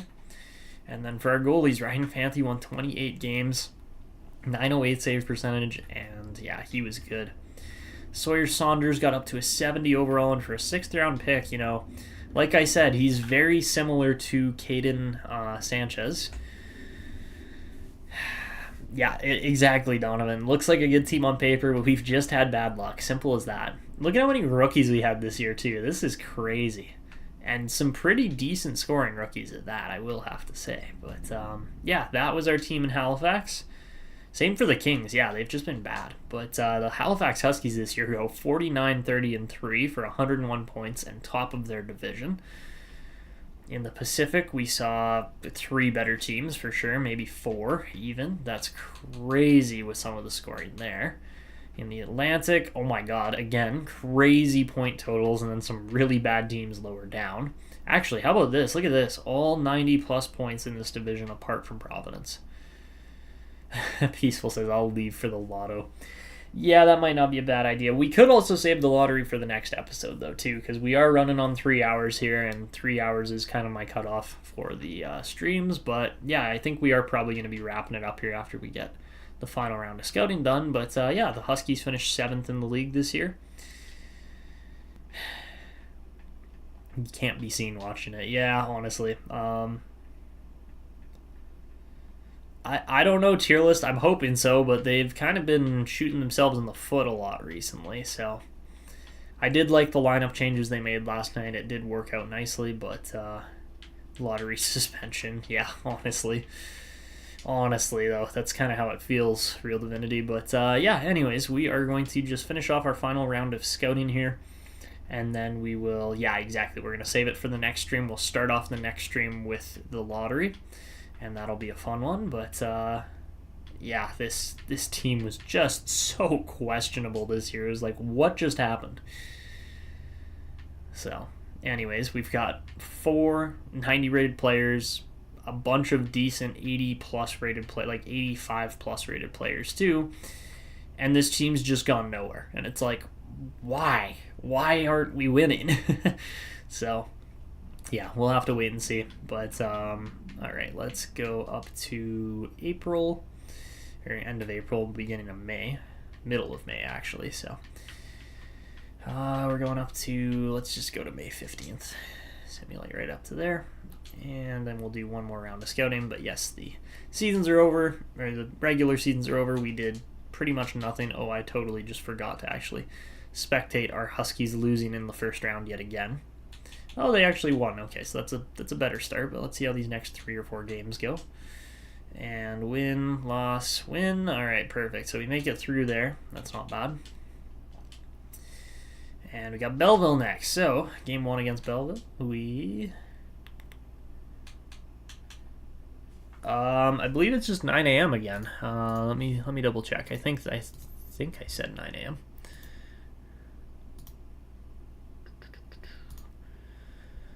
View my channel. There we go. Yeah, both 9 a.m. So it'll be 9 a.m. tomorrow morning as well.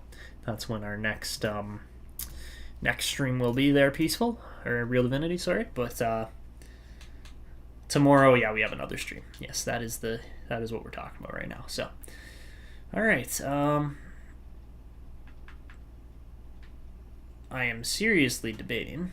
Well, first things first, what is going on here with Svitovs? Has he played well? Ooh, you know what? We got to keep Svitovs in. I can't not play him there.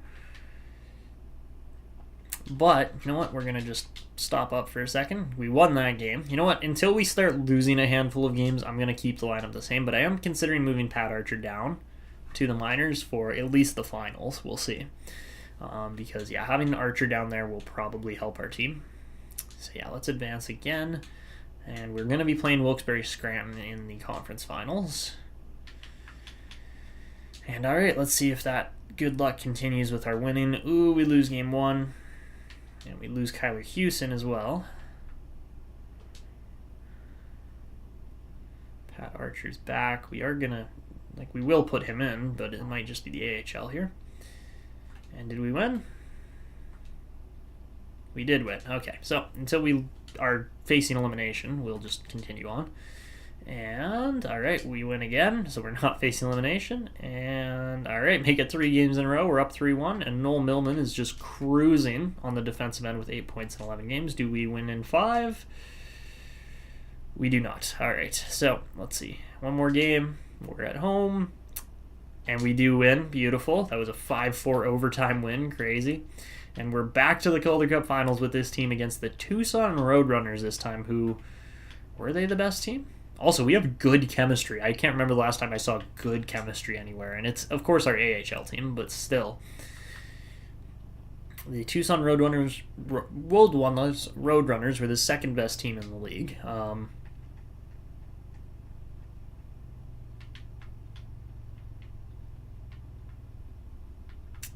right. But, yeah, we've got potentially another shot at a Calder Cup here. We've been horrendous in the finals.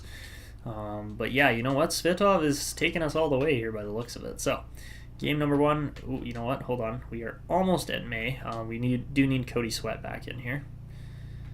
Also, why is Stéphane Goudreau playing forward? What just happened there? That is wild. Definitely not the player I looked at and was like, yep, he's going to be playing there. Nope, not what I expected. Fanti is the veteran, yes sir, but he's also lost 2 Calder Cup finals at this point, so look at those numbers. You cannot look at those numbers and tell me that, yes, we should play Fanti over him. I get Fanti had one good game. We're going with that. 943, 1.73 goals against. What's the AHL Vezina? I can't remember the name of it right now, but there is an award for it, and our guy should probably be looking like he's in that conversation here with Svitov at least. So, all right, game 1 we win 4-1, beautiful. That's what we like to see. Game 2 we win 4-2. Game 3 we win 3-2. All right, and we might actually get a Calder Cup this year. That would be gorgeous. All right, let's see if we can actually do it. First period, 1-0. Let's go. Angle gets it done. Peyton Angle. We get outshot 10-7, doesn't matter. Second period, 5-1, there you go. All right, and we will simulate ahead. Unless we blow a 5-1 lead here, then, yeah, I think we've got a Calder Cup in the bag. Let's go. Svitov's for the win. Yes, sir. He's going to be probably our next backup coming up here. Oh, my God, 7-1. Engel scores again. That's crazy. All right, and we'll jump in for the final 20 seconds or so and just watch this play out because, hey, this is going to be our first ever championship. The team got significantly better over the year. We're now 67, 73, and 70 on the ratings. But let's go. Let's see these players hold it up. Yes, absolutely. Is Ryan Fanti going to be able to hold it? Maybe. Maybe we can actually... I don't know. It doesn't usually show a whole lot of highlights, so we'll see. But still...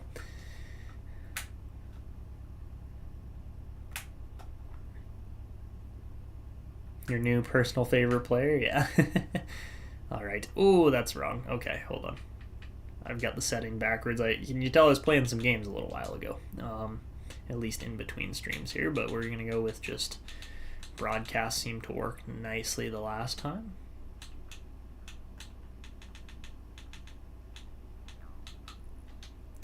And all right, we should be good there. Oh, that prolific picture. Oh, profile picture, never mind.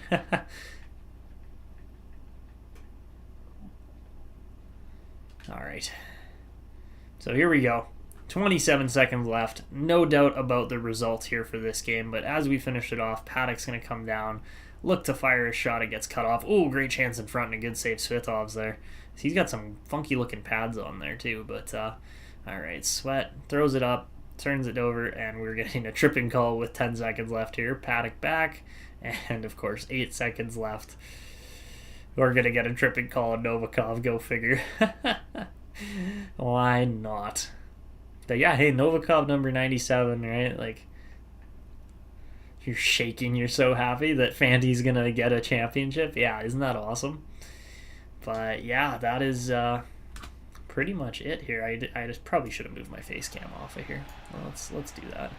Get my face out of here. But yeah, with 8 seconds left, ooh, great save Svitov with the glove. Man, he's been good. Artem Svitov, you gotta love that. Also, who's number 29?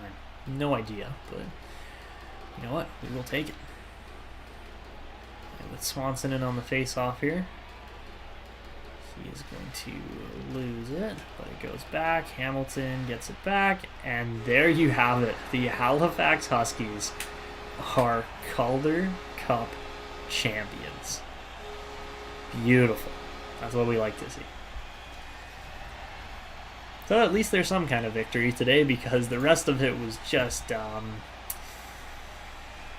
very good, if I'm being honest. But hey, the Halifax Huskies finally go all the way on their 3rd try at a Calder Cup. They've literally been to the finals twice before this and have not won, but we get it today. That is a championship for an AHL team that actually had fabulous chemistry this year. They finished 7th in the league, which is one of their lowest standings as far as team placement goes ever. And yeah, just still a good year overall for this team. You love to see it.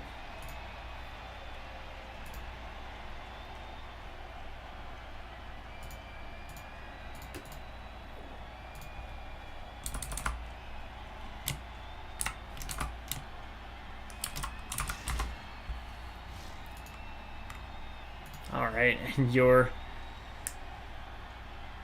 playoff MVP there, I believe that's playoff MVP, I might be wrong, but, oh, it's going to be Rogers. Rogers just gets to hold up the trophy. Alright, well, there you go. Pass it around. Awesome. Love to see it. I don't even know who number 90 is. And who's Graybeard over here? Sekris looks like an old man, and he's 21. Guess that's playoff stress for you, right? And then number 68 is Sweat, I believe? No, Voinov. All right. Vandenbush was the other guy in there. And then, of course, Svitovs has to lift it. Of course. He had a legendary run here. No Ryan Fancy. Where's Ryan Fancy? What's going on? Also, what's with the Penguins pads on Svitov? That is something else. All right. Well, there you go, guys. Oh, somebody screaming a little bit at the end there. But, beautiful. We finally get a dub. Peaceful. Dang, I'm so depressed. How about Castles with 2 points there? But yeah, Peyton Angle just broke that game wide open. Had a massive impact on it. And there you go. What an AHL playoff run from our team. Noel Millman. The goalie pads. Yeah, that was something else. But yeah, we finally have a bright spot in our team, which is exactly what we were hoping to see. But let's do our final round of scouting, and then we will wrap up this stream. Because yeah, it has been it's been a good one for sure. But also just an interesting year overall as far as what happened with our team, what we were and weren't able to achieve. Kallinen's a gem and an elite goalie, so somebody to keep an eye on at least. And not really a whole lot else going on here besides that.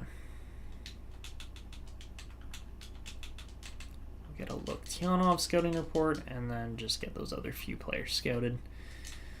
And as far as Liga goes, Liga's got obviously Torsten Sedin and a few other decent looking players, but nobody really that I'm like super set on. Actually, you know what? Nelson McBride looks pretty good, so there's a player to watch out for. Marjamaki doesn't look that good for a gem, unfortunately. Salmelainen looks really good, so he's a player we'll probably end up drafting. And then Tuomainen at 185 is actually pretty solid too. And then we got to do some more scouting reports here, so let's just get all of these guys done. right up to 250 or so there. That's going to be good. And then we got all these top end guys in here that look good but aren't really good. Lilia at least is a right-handed player, so that's some kind of improvement, but we'll see where we end up in the lottery here.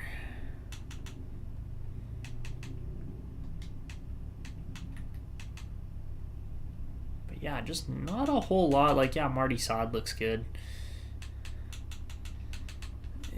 Yeah, the potential overall in here is just questionable at best. And again, like we've said, it's a down draft year for sure. All right, we'll go up to the 16th with Franz in there, and then we'll just go beyond that with this other scout.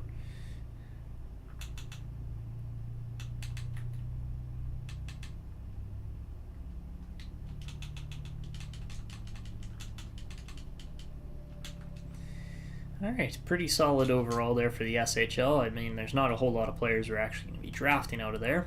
Ooh, Richard Caberlet actually looks really good for pick 12. So I was wondering, I knew he had the gem status, but I'm like, there's no way he's elite. He is elite, so have to keep an eye on that for sure. But apart from that, nothing else really going on here. And we'll just finish up a little bit more scouting there. Why not? But yeah, I don't know. Do you guys see any players that are just like shoe-in locks for our team to draft? Just made a horrible photo with it. I don't know if I want to see that. Peaceful. Yeah, is that some pretty... did you do some photoshopping on that, or what happened there? You're making your profile picture so we can all see it? Yeah. Oh, that's going to be funny. Alright, nobody in this range either. Holy moly. Yikes. Yeah, the scouting is... It's not the scouting's fault. The scouting's done great as far as finding all the players that we're looking at, but... Lionel Lashov, that's an interesting player. Yeah, I don't know who we're going to take. Is there another Bush? Did I miss him? Have to take a look.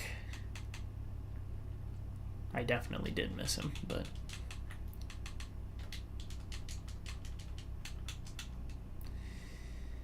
all right.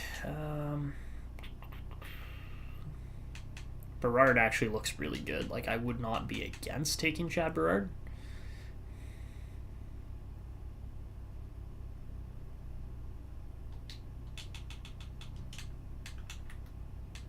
With the other scout. Okay, I will go back and look. Just give me a second here.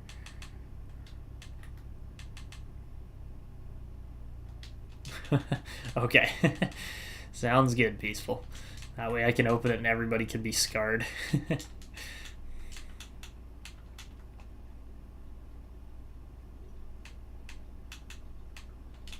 In the SHL? Okay, yeah, I'll go look. Alright, hold on, let's see this. There we are. Hey, that's not too bad. Oh man, that's great. That's actually pretty good. I thought you were gonna like Photoshop his like face onto what do you call it? I thought you were gonna Photoshop his face onto the like Svitov holding it. That would have been really funny, but hey, there you go. You know what? We got Ryan Fancy holding the trophy. That's what we like to see. Again, he was absolutely the backbone on this team for years, so it's absolutely the best photoshopping artwork we're going to see out of this entire series, no doubt about it. It's a dream come true, though, for real. Absolutely it is, and there you go. Look at that. Peaceful's got the new profile picture, just like that. He's up to date. This guy wouldn't be bad. Derek Pedersen, not a horrible option, so we'll keep an eye on him. Ooh, a fringe starter with 1 year ETA. Caden Standard also doesn't look bad. So we got some options there. What do you guys think about a fringe starter with 1 year ETA? Do you think that's a good player to draft or not? I don't think it would be a bad player to draft.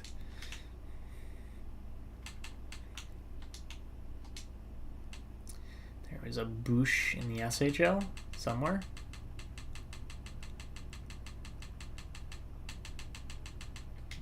I don't see him there. Maybe extra Liga then? True, he could be the next Fanti. Yeah, you just don't know. Not seeing a Bush there. Let's try Liga as well.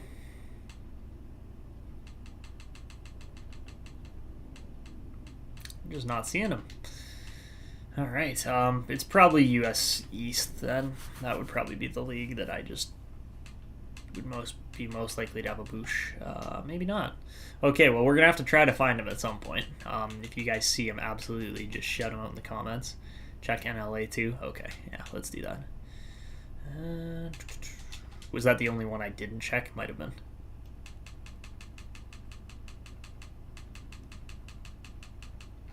Nope. Interesting.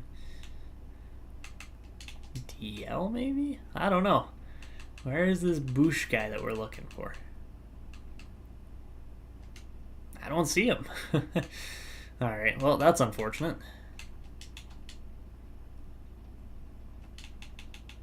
Yeah, I agree. That is a must-draft player. I cannot argue with that. Ooh, Pierre Picard looks really nice, and we're not going to get to draft him, unfortunately. That's too bad, because he looks really good.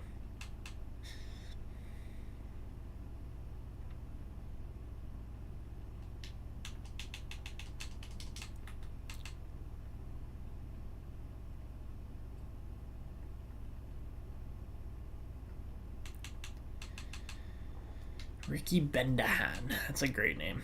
Yeah, okay, so we're finding some players in here. 410 looks very good, actually, so keep an eye on him. That's another player we could potentially draft. And then there's not a whole lot else besides that, so. All right, 273 is going to be next.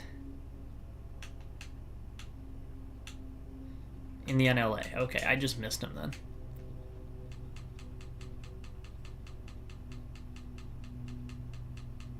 Oh, there we go. Literally Bush. Yeah, okay. I was looking for Vanden Bush. That's why I didn't see him. Leon Bush. Okay, well, we got to scout him over like one of these guys for sure. Let's do that.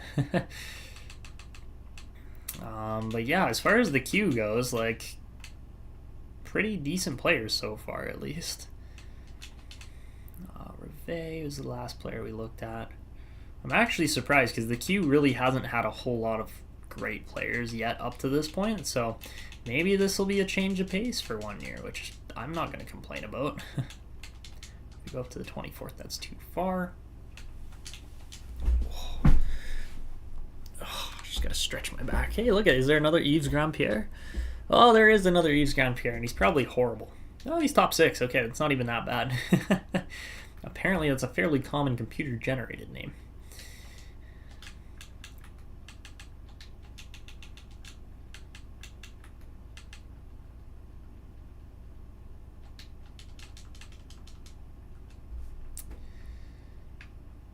Fanti retires a champ, I'd be very glad. Yeah, I would be too. That would be great.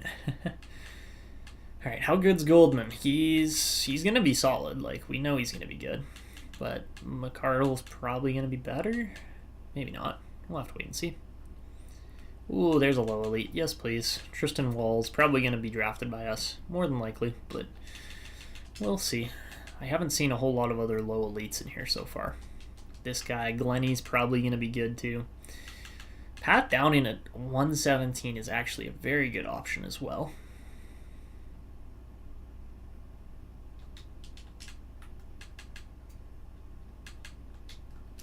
All right, and then we'll go from Melvin Cuff onwards here. So,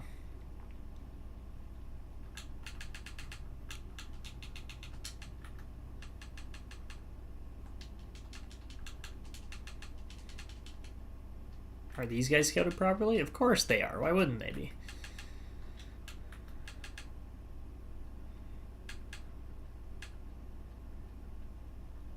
and then other guys just aren't. Like, how does that make any sense?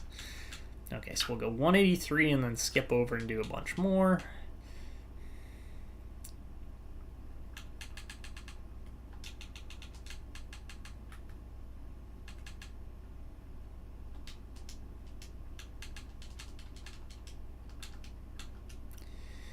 Alright, so we're done with that. And then as far as the dub goes,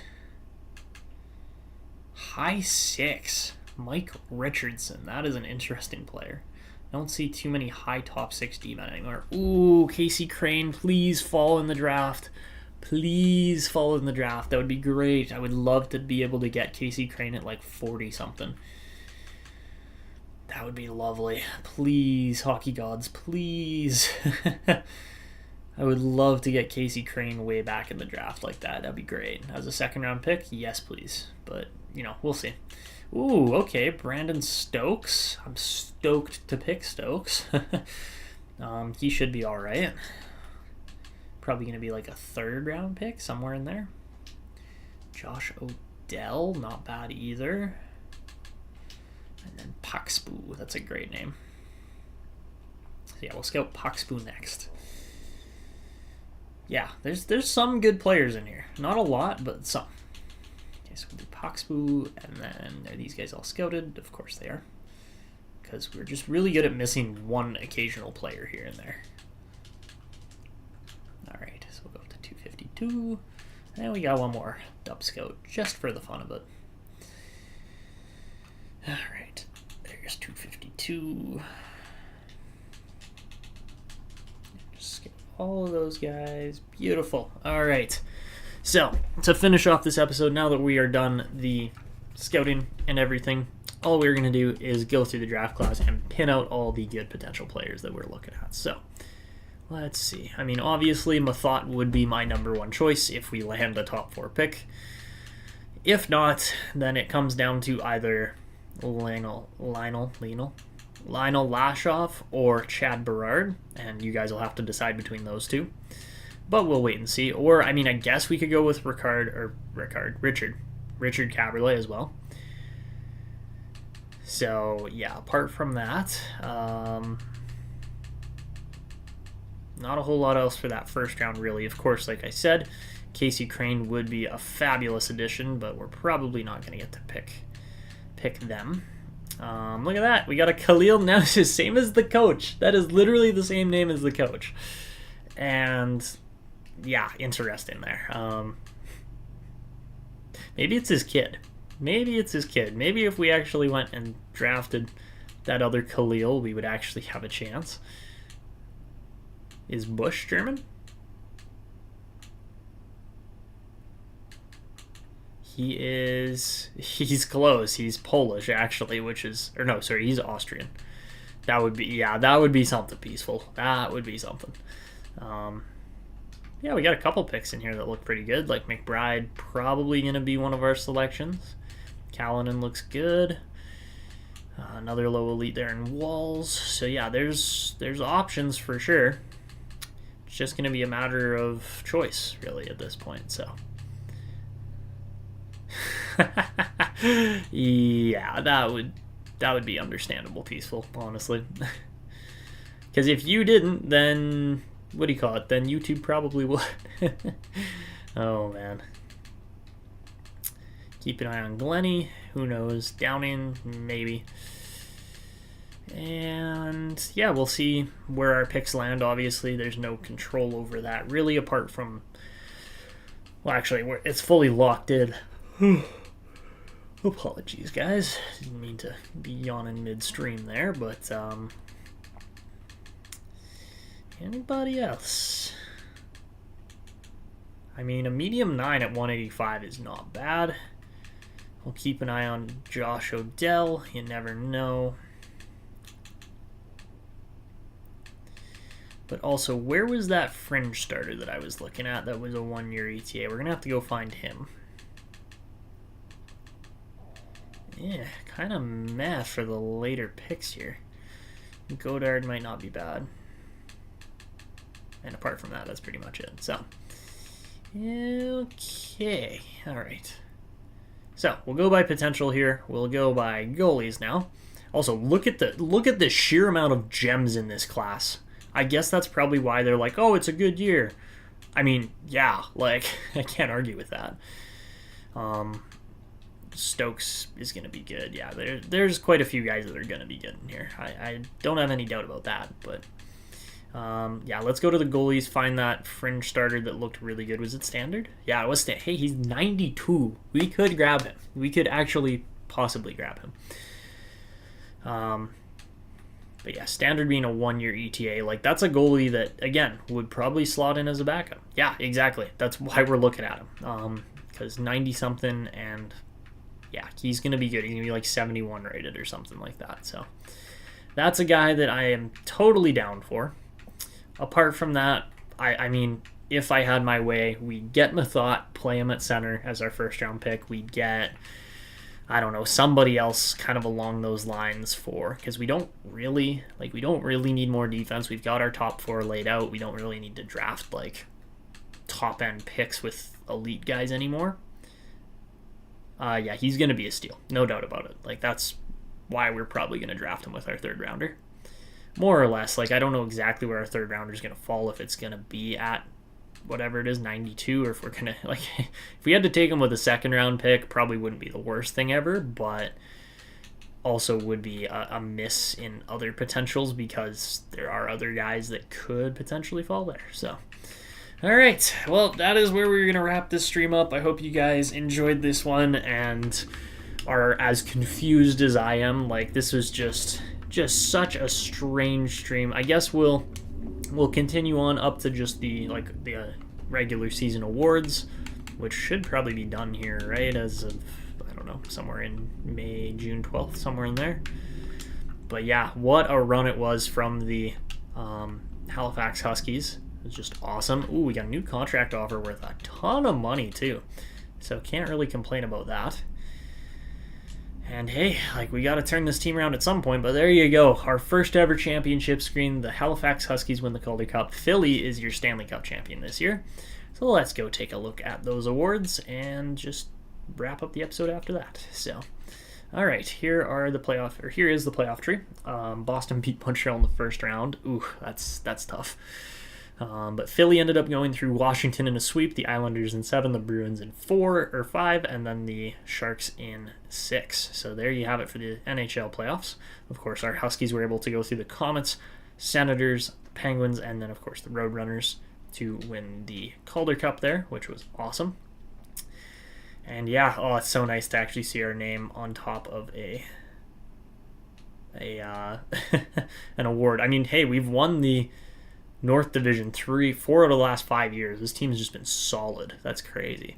And then the Eastern Conference, we've been there quite a few times as well for the championship, and then we've lost every time. But Waters wins the Sullenberger, same with the Cunningham. Warner wins back-to-back Willie Marshes. That's crazy. Blacker wins the Dudley this year. Go figure. Bear Blacker, such a great name. Cam Allen wins the Eddie Shore this year. Leanders wins the Baz. Millman, yeah, that makes sense. Millman wins the Butterfield. That's awesome. Waters wins the Hunt, and then Wiley wins the Dupree, and then Leanders also wins the Hap Holmes. All right, for the NHL, Cole Eiserman wins the Art Ross and the Hart. Adam Fox gets the Norris this year. Anton Frondell wins the Lady Byng. Hrabas wins the Calder. Who called that? Somebody called that. I think it was Peaceful, but yeah, somebody called that one. Matvey Michkov gets the Conn Smythe. What's his name? Michael Hrabel wins the Vezina this year. Olivier Rodrigue wins the Jennings with Coronen as well. Bobkov wins the Masterton. And then Danner wins the Jack Adams in Colorado. Connor Bedard wins back-to-back Selkies. Cole Eiserman wins the Lindsay this year. And, of course, Cole Eiserman wins his 3rd straight Rocket. That is crazy. All right, so that is it for the awards. That is it for this season. In the next episode, we will, of course, get to the NHL Draft Lottery, where we will hopefully see the Halifax Huskies, the Newfoundland Growlers, land some luck, because, the Huskies have had quite a bit of luck at this point with the minor league organization, but now it really comes down to, can we translate that success across leagues?